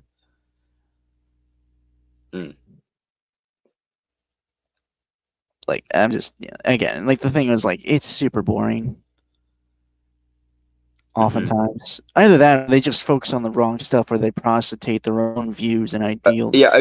Again, the classic. They claim to preach the Bible, but most of them have never actually read it, kind of thing. Anyway, Yeah. that's neither here nor there. Anyway, jack-o'-lanterns. Jack-o'-lanterns.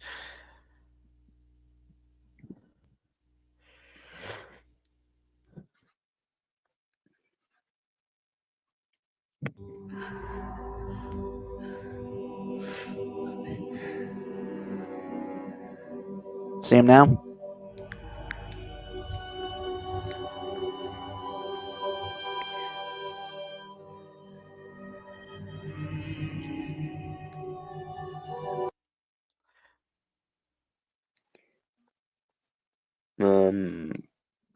Vaguely. Well, to be fair, given that it's kind of a cheap production, they did keep him out of frame, sort of. But he's super skinny, elongated neck. I wonder if I can just for an image at the very least, get it to a higher quality. Maybe that'll help. Real quick. Not gonna play the rest, obviously, in that. Still no, or I'm trying to see it. I don't see it. Most of what I see is the back of her head and a little bit of her outfit.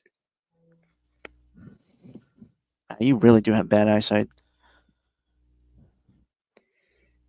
Not my fault. Optic nerve damage. Is that gonna be your? I'm sure if I actually watched this on YouTube itself on my phone, I might be able to see something. Yeah, that's or you fair. never know. It might just be one of those things of like literally I'm not supposed to. So Right. what? But yeah, again, kind of had something. Also, I don't know if you noticed. Obviously, I don't think you did. Obviously, but he was walking up towards her from a different position, like kind of by her side when she was turned away from him, and then a hand from. Like he was in a different place, but a hand reached out and pushed her head gently. I want to add that he didn't force her. It was more what's the word? Coaxing? Yeah. Yeah, coaxing her to see him. He's very gentle about it. Again, that's. I would Which love again to, leads us back to the question of is seeing him actually a good thing or not? Yeah. Well, here he's about to elongate his mouth, like sort of Pennywise from It, the first one. I remember some people, like the reactions I had watched, because I was super curious, because I was surprised people did reaction videos to this, because it's short film on YouTube. Mm-hmm. Some people had proposed the idea, like I don't, because I stand by that this is actually God here. Some thought he was a demon.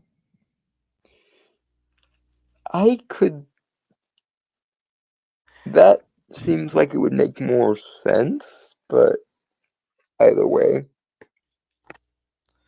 I don't think it makes sense, to be honest. I don't have a dog in the fight one way or the other, so I just think it's weird given the fact that it's called Portrait of God, it's about God, about seeing God. Like everything surrounds God, and then it's a demon that shows up. That just feels like kind of dumb, right?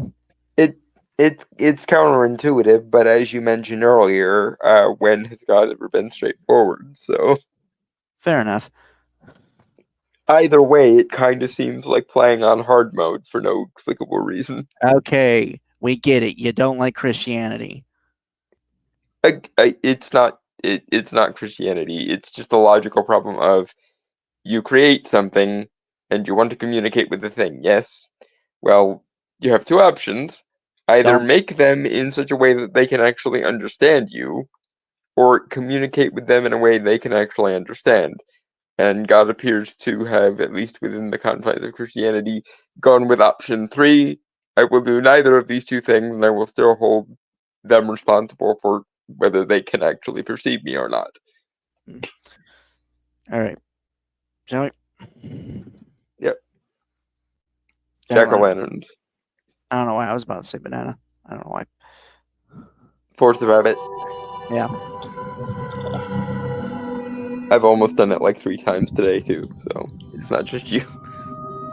Okay, do you see the light?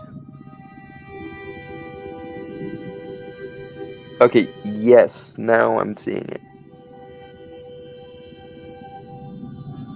That is the light of God. And I remember someone mentioning like it was somewhat like an anglerfish in terms of it. Not like how an anglerfish uses it. It does a little bit. It does look a little bit like an anglerfish's lure. Yes. Right. But not obviously not in the purpose that an anglerfish uses it, but in the fact that it does mesmerize her. Because I mean, God's light and stuff. I mean, if you're viewing that, would you not Yeah, be the like metaphorical light at the end of the tunnel. And Yeah. everything. Oh shit, I just realized that. I've watched this video a ton of times and I just realized that. This is why he keeps me around, folks. It occasionally helps to have a secondary brain. We both know I'm kind of stupid, let's be fully honest. I don't catch things easy. It's again, I don't think it's that you're stupid. I think that sometimes you're just sheltered. How would I be sheltered from the light at the end of the tunnel?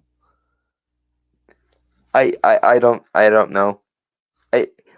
Honestly, I think it's just as simple as you don't see things until something points you in that direction, and then because you're not stupid.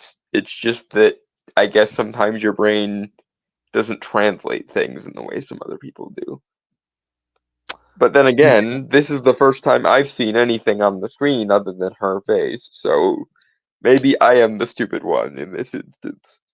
Or you just have again, it's just StreamYard not really being proper in its like broadcasting of the video. It's as well as possible.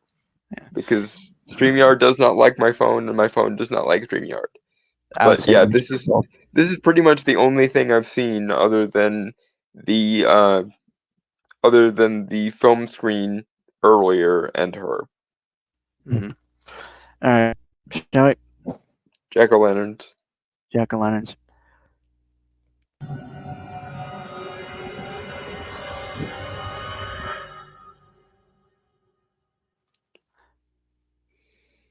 And she's back in the projector room,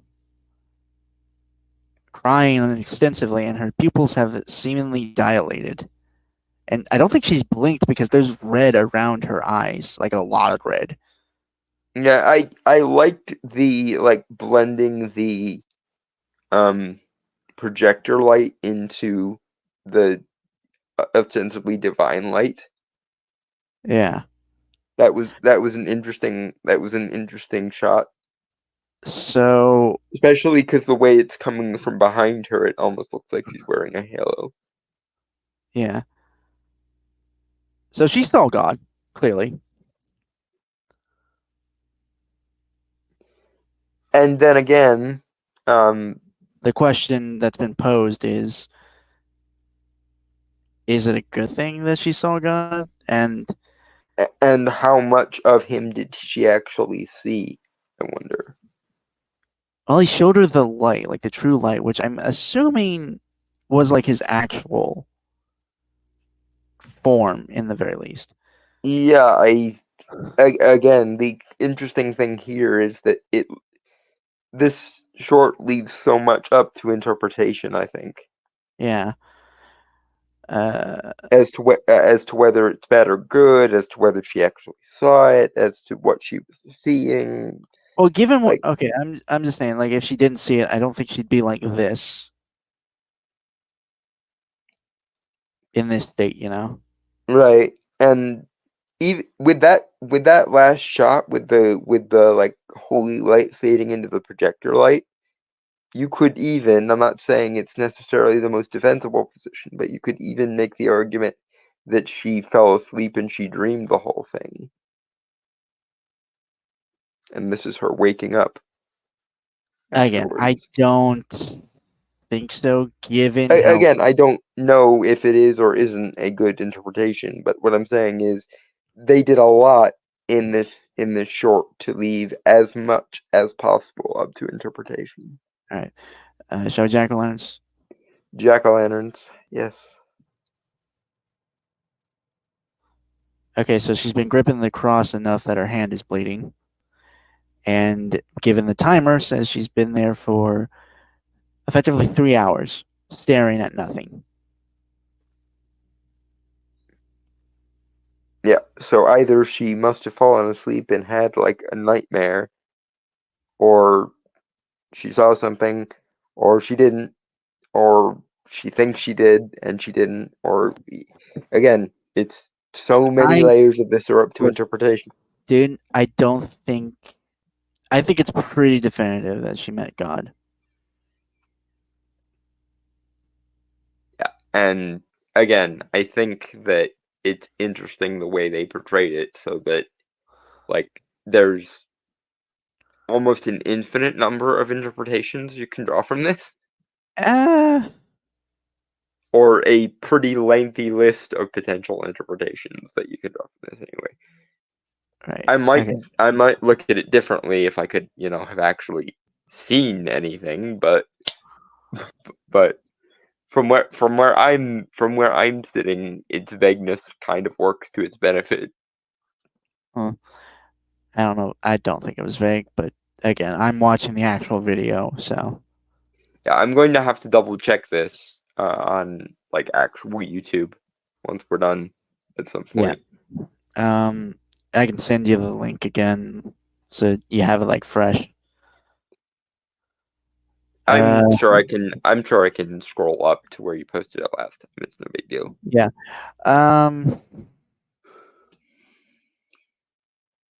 Yeah, like I'm speaking like as a Christian here. This was like one of the best like kind of pseudo Christian like things that can be made because it doesn't process. It doesn't. It's not propaganda or anything. I wonder what this would have been like as a full-length movie instead of just a short. Because you could build a full-length movie out of this, and it would be pretty good. I think you'd have to get like the original creators, obviously, to do it. Because I think if you try to have someone adapt this, it might not go well. The weirdest connection my brain just made. This is like a Christian version of, at the Mouth of Madness, the John Carpenter, or was it John Carpenter that did Mountains of Madness? I think so. Let me look. But yeah, this is almost like a Christian version of a Lovecraft story, almost. Well, I mean, we have talked about that before. Is like a lot of things relatively relative. Yeah, to... when you look at the like biblically accurate angel type shtick, it is very Lovecraftian, or I guess a better way of putting it is Lovecraft put the eldritchness back in religion. Because I think most of the more humanoid notion that we have of like angels and shit come mostly from the Victorians sanding off all the edges, just like they did with fairy folklore. And oh, right, that's interesting. El del Toro was supposed to make a movie for the Mountains of Madness. That doesn't surprise me. Del Toro is a massive Lovecraft fanboy. Which, aside from anything else, sounds like a really interesting take on Mountains of Madness. Anyway. 1994, John Carpenter made a film of At the Mouth of Madness. Yeah. Yeah, because I know there's a pretty famous film version of it. It's just I couldn't remember if it was I couldn't remember if it was Wes Craven or if it was John Carpenter for a second there. So Jack-o'-lanterns. Jack-o'-lanterns. Nothing on the screen.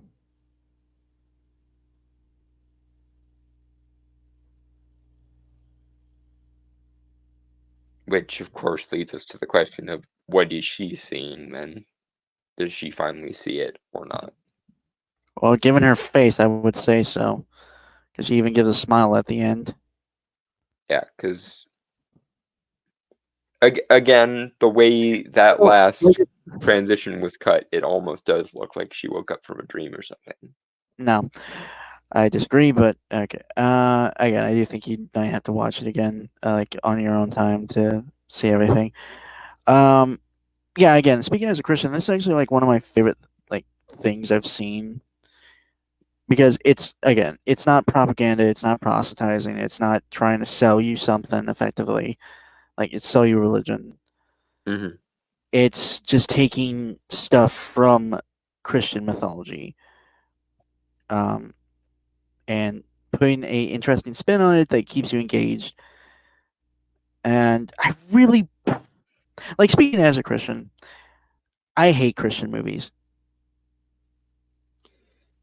Yeah, I don't blame you. Like Like, okay, that's one of the there are some sorry. good. Sorry, I mean there are some good. There are not.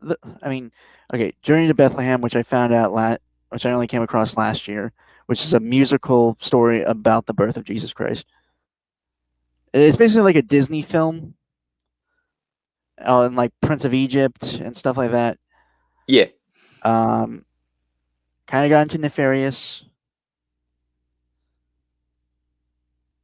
Kind of got into Nefarious thanks to Dalton. Mainly scenes involving discussions. Yeah, because speaking of how to do a Christian movie correctly, Nefarious was fucking amazing. Yeah. I don't understand why people were so against that movie because it is probably the least preachy religious movie I've seen in forever. Yeah, but these kind of things really interest me because, well, for one thing, okay, look, I get it. Most of Christian religion, Judeo-Christian religions are super extensive, super long, boring, like all the stories and stuff. But there's like interesting stuff in there. It's just that very often the interesting shit gets left out. But yeah, because it's always about the message, or, well, don't get me wrong, I understand like the message or themes. Because again, I grew up Christian, so I get that. But you can say that stuff or talk about it or even try and have it come across to people without preaching. mm-hmm. Again, like, And I think you're better off when you do it like that because like there's even like I don't remember how long ago it's been, but someone actually did a version of Samson and Delilah relatively recently. yeah, I think it was Pureflix that did it. I could be wrong. And I remember seeing clips of it and people talk like behind the scenes, like of like the actors who were playing the characters, and really got like just talked about like the story and the characters and how interesting it was. Mm-hmm. You know, it's like, and again, Samson is a cool fucking dude, and his story is tragic as hell. And again, it just always bothers me that more often than not, because I even remember when I was like in school, like I even went to Sunday school because I went to a Catholic church at one point. I really didn't learn a damn thing, to be honest. Or it's just mostly about Jesus. And no offense, I love Jesus. I respect to the big guy. But there's so many other things that have happened before and after Jesus in terms of Judeo-Christian lore. Like, I get, he died for the sins of mankind. Big thing. Not going to deny that. But to kind of, but to focus solely on that and not all the other contributions that have made up this religion, I think is a disservice. And hell, even not really acknowledging the pantheon, which it is effectively, that are the angels and other things within heaven, is a great disservice to all of them.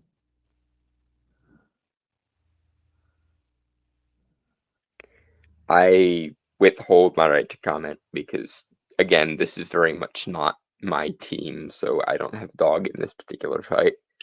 But I think you can agree that a lot of stories today, in terms of like Christian, there's a lot that gets left out, either in the Bible or in the expanded versions, which are essentially the Apocrypha. Because this is the annoying detail that a lot of people ignore, which is the Apocrypha don't contradict the Bible. They expand on it, because the books that were canonized as part of the Bible were canonized specifically to basically give the most surface level pamphletized version of the religion. And most of the cool parts of the Abrahamic religions are in a lot of that expanded material. Whether it's the actual story of Daniel in the story of Bel and the dragon, if it's, Lilith being the first woman, etc., and so on. All of that, if you actually engage with it in the context it was written in, which is to say, in the Middle Eastern context that it was written in, adds so much more to the religion and to the philosophies behind the religion that most people don't get. And it's no wonder the average person hasn't even read the Bible, because, frankly, large percentages of the priesthood haven't even read the Bible. Like, and here's another mistake that I think people make, and again, this is not my team, so feel free to disregard me if you think I'm blaspheming or anything.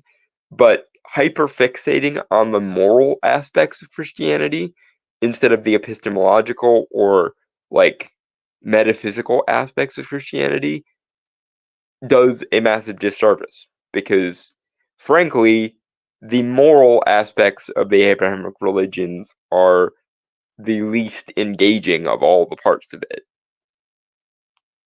Like, there's so many layers of actual, like, metaphysics behind the Abrahamic perspective that people will never adhere to, because they basically go on autopilot based on whatever they learned in Sunday school, which probably isn't going to be much outside of a few parables. And they will either form their entire perspective on the religion from just those parables and just the moral aspect of Christianity, while ironically frequently referencing the very same Apocrypha that they think shouldn't be canonized. For example, for those that don't know, Lucifer is not the Satan or adversary of God. In almost all the instances where the term Satan is used to mean adversary, it's referring to a primordial being that God allegedly slew in order to create the universe, otherwise known as the Leviathan. And when you keep that in mind, it becomes very fascinating when you consider that the very same people who will demonize anyone who looks at the Apocrypha will also unironically believe Lucifer is the devil, even though nowhere in the fucking Bible is it said that Lucifer is the devil. Or the serpent either. That's the other thing. a lot of people, again, based on basically elementary school level Sunday school talks, will conflate Lucifer, the devil, and the serpent from the Garden of Eden. And they are not in any way supposed to be connected. Lucifer is, as per the book of Job, usually the adversary not to God, but to humanity. He's like the prosecuting attorney of the skies, so to speak. The Leviathan is the actual adversary of God, if you actually look into the Old Testament accordingly. And as per the serpent, there's no indication the serpent from the garden is supposed to be a spiritual entity at all. It's just supposed to be a serpent. Because apparently, at least according to the biblical narrative, all animals could talk before the fall. And the serpent just happened to be the one who was smart enough to ask Eve the question that inevitably led her to eat the fruit. And then there's a whole nother logic when it comes to how the tree of life and everything evolves, and how that ties into Kabbalah and everything else. But anyway, we digress because my fucking god. But yeah, I have tried for the longest time, and I've done as much research as I can, and Don and I are also working on some things regarding Christian mythology. Not going to get into that obviously here, but I won't lie. It does take me a while to write these things out, mainly because one, I am kind of a procrastinator. Two, which is why basically every week I ask him if he's watched half of the things I've sent him yet. Okay, well, in my defense, right now I am busy with work, so yeah, legitimate excuse this time.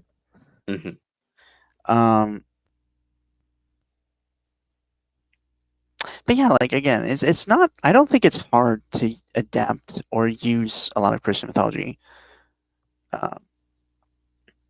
or Judeo-Christian mythology to be more, or Abrahamic religion mythology to be more specific.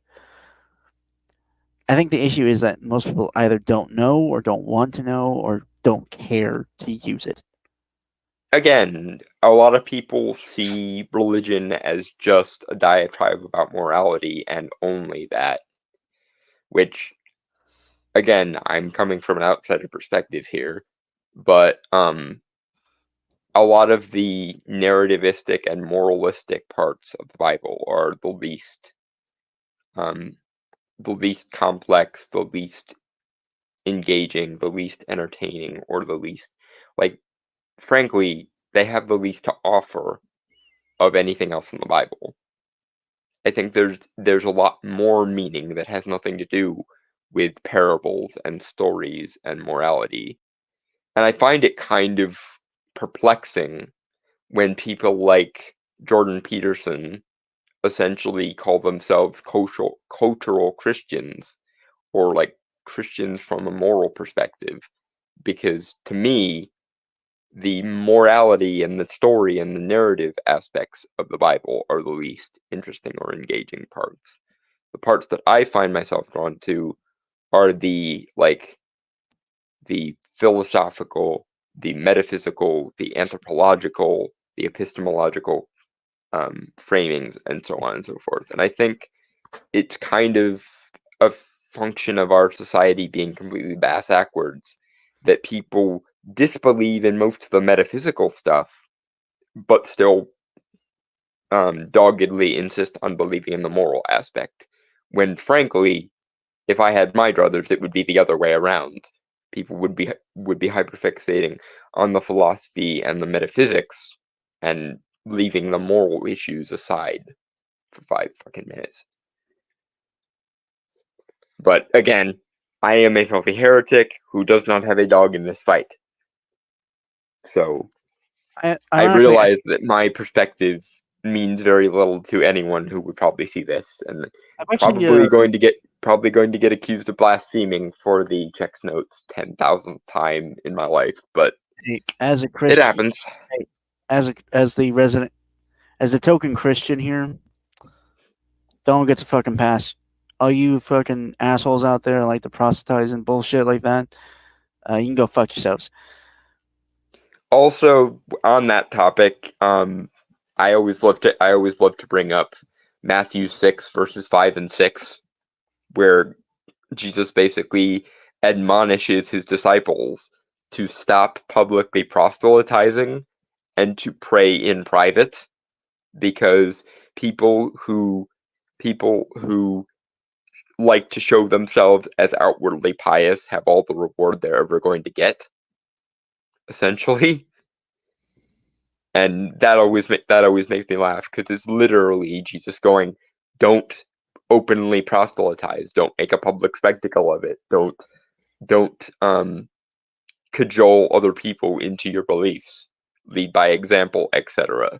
And yet 99.9% of all the people who draw employment from the church at any given time are busy fucking proselytizing and preaching and making innumerable levels of public spectacle out of their beliefs, rather than keeping it private to themselves and in their own private space. Because like I say, I don't really put much moral stock in the Bible, but I always find it funny that Matthew 6 verse 5 and 6 exist, and yet so do televangelists, because if we're to abide by Matthew 6 verse 5 and 6, Hey, Don. it basically means that no televangelists or evangelists in general probably would exist. Anyway, we should do the outro now. Yeah. 'Cause we So- got off into the weeds. Although I will mention, I have just trying to figure out an idea. I was legitimately thinking of writing like an Evil Dead story, like action horror,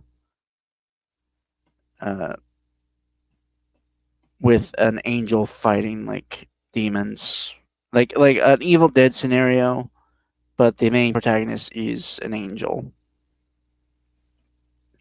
That's an interesting idea, but anyway, we Yeah. really should fucking call it. So with that, folks, I want to say goodbye, adios, aloha, auf Wiedersehen, sayonara, peace, cheers, and Shalom and fuck off.